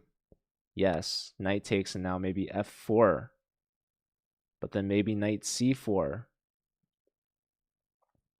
So black has doubled pawns here. Knight in, hitting the bishop. Maybe freeing the B pawn to push. Whoa. Pawn push. Can we take this pawn? It's not with check, so your knight might get trapped with C5. But Isak with the white pieces, apparently F4 is the move. And say, hey, if you want to take me, I'll take you. We're both going to have some pawn issues, but yours are going to be worse than mine. You already have doubled pawns. Do you really want tripled pawns? That's the question.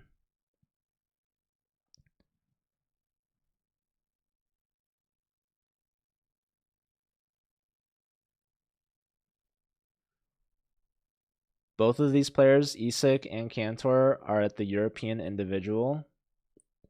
That's pretty cool. Yeah, I know. I heard Aryan Tari is playing over the board as well in a tournament. Tari, he's been leading this Mizzou team. He has 2 of their 3 points.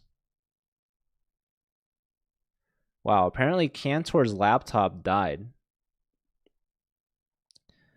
And you'd think they've learned their lesson. Cantor, his game seems to be not affected. Wow, he does take the pawn. C5. Knight in, attacking the other pawn. Okay, and gives up the exchange here. Is Isak. So Isak takes 2 pawns, but loses in exchange. So king steps up, defending the b pawn. This knight can come back if it wants to. Who knows? F4 maybe. Yeah, interesting imbalance here. So yeah, Cantor invited the knight to take on a6. That's exactly what Isak goes for. Isak not afraid. Knight now into c4, hitting the b pawn. But given a miss, b3 logical, right? Save your pawn, attack the knight. Maybe we keep an eye on Tari's game.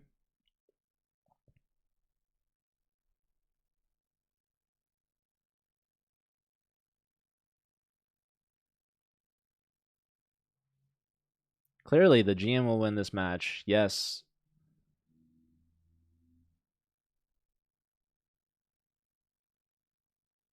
The Grandmasters. Okay. Rook pinning the pawn to the queen. Black has yet to castle.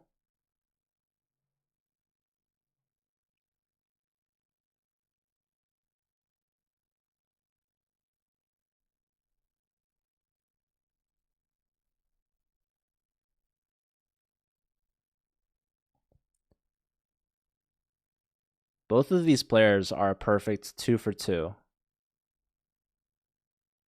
So only one of them can remain perfect. Who's it going to be?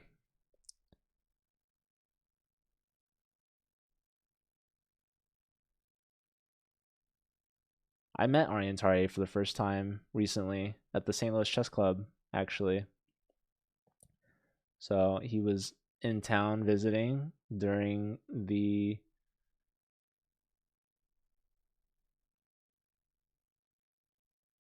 was it the American Cup, I think? We got Yer versus Luca. Luca, kind of rough start for him. I mean, first game was going really well, but he couldn't convert against Cantor. And then the second game was just not even close. It was just a slaughter from Aditya. So now he's up against Yer Parkov. So both these players have a draw so far.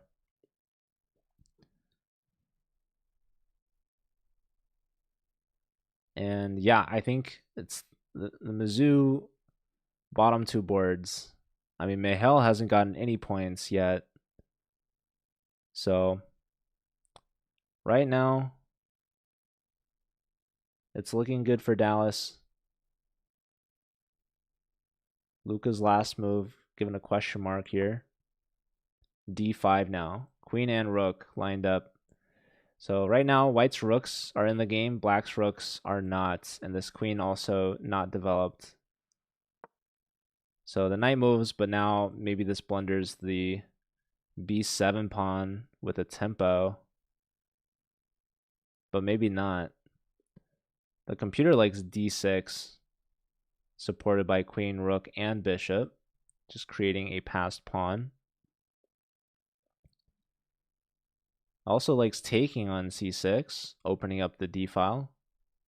Also likes g4, just kind of throwing a wrench in the system, attacking those minor pieces. So yeah, up on time. Lots of good moves to think about.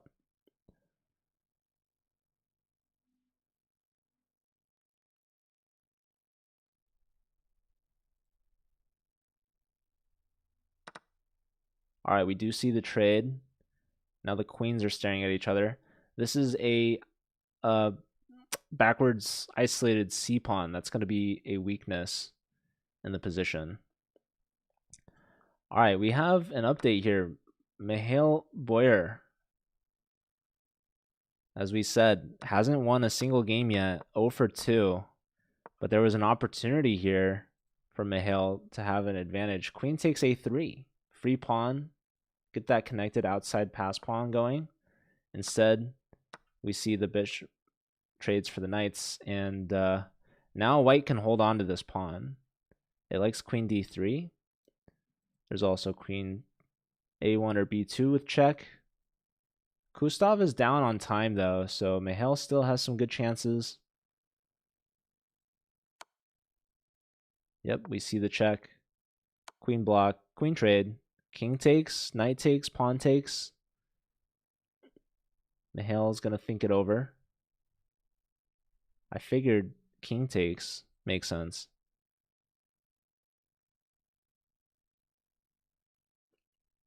Bringing the king out.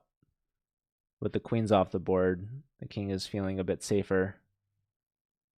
So right now it's pretty even. I mean, Aditya was getting a good position against Tari, but Tari might have been bringing it back. Wow, piece sacrifice here from Aditya. And now the king is putting on his tennis shoes.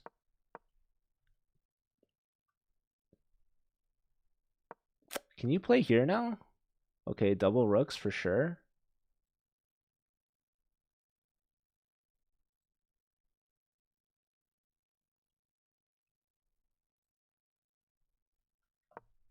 Yeah, there was some funkiness going on here. So takes, queen out, right? So your knight's hanging, the bishop's hanging. So black says, hey, your piece is hanging too. So I'm gonna take 2 of these with check.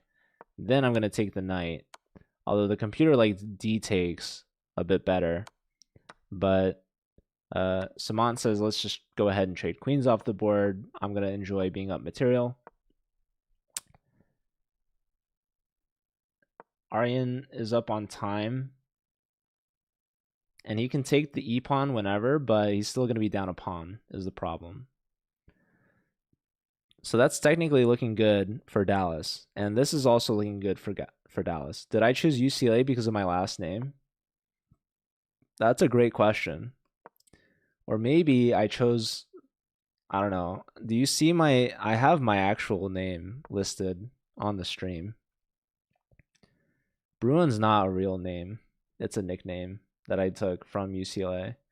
But okay, Luca's going to lose to Yair according to the evaluation bar. Mihail's also going to lose this last moves. We're going into, this is actually looking ridiculous. Dallas might win this match out with a round to spare, actually, if Mizzou isn't careful.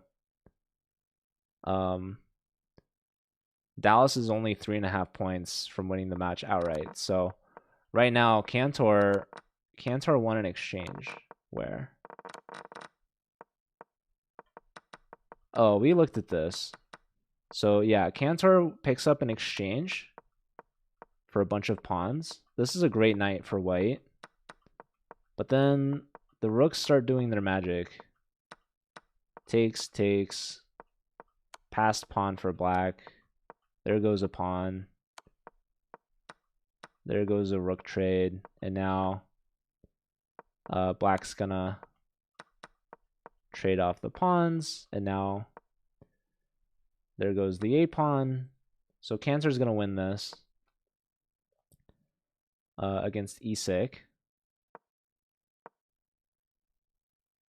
I mean, yeah, it's just like the only player that's in it right now is Ariantari from Mizzou. Everyone else is losing.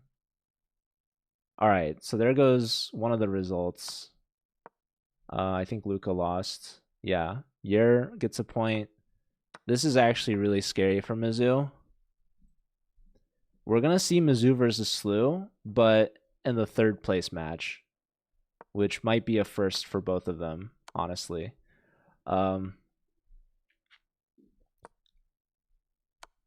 Okay, so yeah, rook and pawn versus knight. This is gonna be game over quite briefly.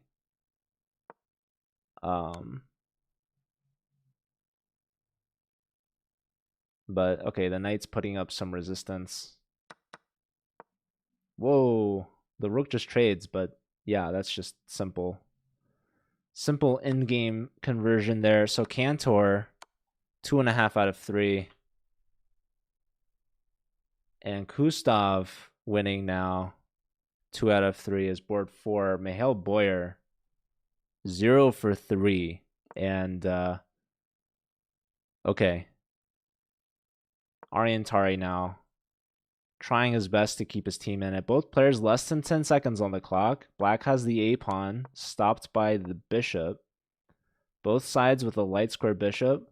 White has a C pawn. Bishop harassing the rook. We could see a repetition there, and that's exactly what we see. So, wait, am I missing a point? Oh, yeah. Dallas just won with that draw. We don't even need to go to round 4. So, yeah, we're not even going to see Ariantari versus Grigeli Cantor. That's what we wanted to see. But really rough to be in the third round. Ariantari needs to win just to force the fourth round. But Aditya Samant goes unbeat, 2.5 out of 3, same as Cantor. And with Kustav and Yer getting the last 3.5 points, their team wins the match. They move on to the finals. So we're going to have a new CCL champion, either Dallas or SRMIST. Neither team has won it before. And what a dominant performance today from UT Dallas, winning with a round to spare. They won't even have round 4. Okay. Ladies and gentlemen, please stick around. We may or may not actually have an interview. We're going to check with the Dallas players. But congratulations to Dallas. I mean, just absolutely dominant performance. They beat Mizzou in the regular season, and they beat them again, showing it's not a fluke. Taking down Mizzou with a round to spare. And now we have the finals stage set up for next weekend. We will have SRMIST taking on UT Dallas for a chance at the championship and $5,000 in cash. Maybe most importantly, a chance to rewrite Collegiate Chess League history, because neither of these teams have won it before. So we will have a new champion this season.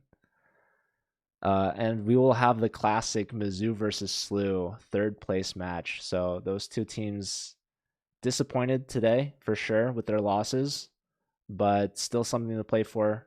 Some pride on the line as well. But yeah, that's college chess. Okay. Dallas, they do have an event, I believe. So I think they're actually probably pretty happy that the match ended early. But they won't have time for an interview. So thanks everyone for watching. Congratulations once again to SRM and to UT Dallas. Big wins today, punching their ticket to the finals. Be sure to tune in next weekend. We will be having UT Dallas versus SRM IST at 2 p.m. Eastern, and Mizzou versus SLU probably after, perhaps, or maybe at the same time, depending. They'll have to figure it out. But yeah, exciting stuff. I honestly did not expect this. Well, I think I had Dallas beating Mizzou in the semifinals in my bracket, but definitely did not have SRM making it this far. So excited to see. I think Dallas is going to be the favorite. They're the higher seed. But as we saw from our interview with Manish, UT Dallas, they only have one loss this entire season, and wouldn't you know it, it's against SRM IST. So next weekend, anything can happen. Very exciting. Looking forward to it, and I hope to see you all back next week. So thanks again, everyone, for being here. We had a ton of raids today. We had the Chess 24 raid from candidates. We had the Anna Cramling raid. We had a raid from Matt Henningsen and from the other Matt, Houseline. Really appreciate all the subs, all the follows, all the chatters, all the lurkers, and supporters and fans and the players, and our staff, our fair play team, and our event coordinator. You guys all rock, and we only have one weekend left of the Division One season. We have 2 weekends left for the rest of the divisions because they're a bit bigger. So, yeah, the season's about to wrap up. Only 2 more broadcasts really to go. But yeah, really looking forward to the Division One championship next weekend. Stick around. We'll send you all off on a raid. So let's find somebody. And I will see you all hopefully next time. Thanks everyone for being here. You're all amazing. And we will see you all next time. Take care of yourselves. Have a great rest of your weekend.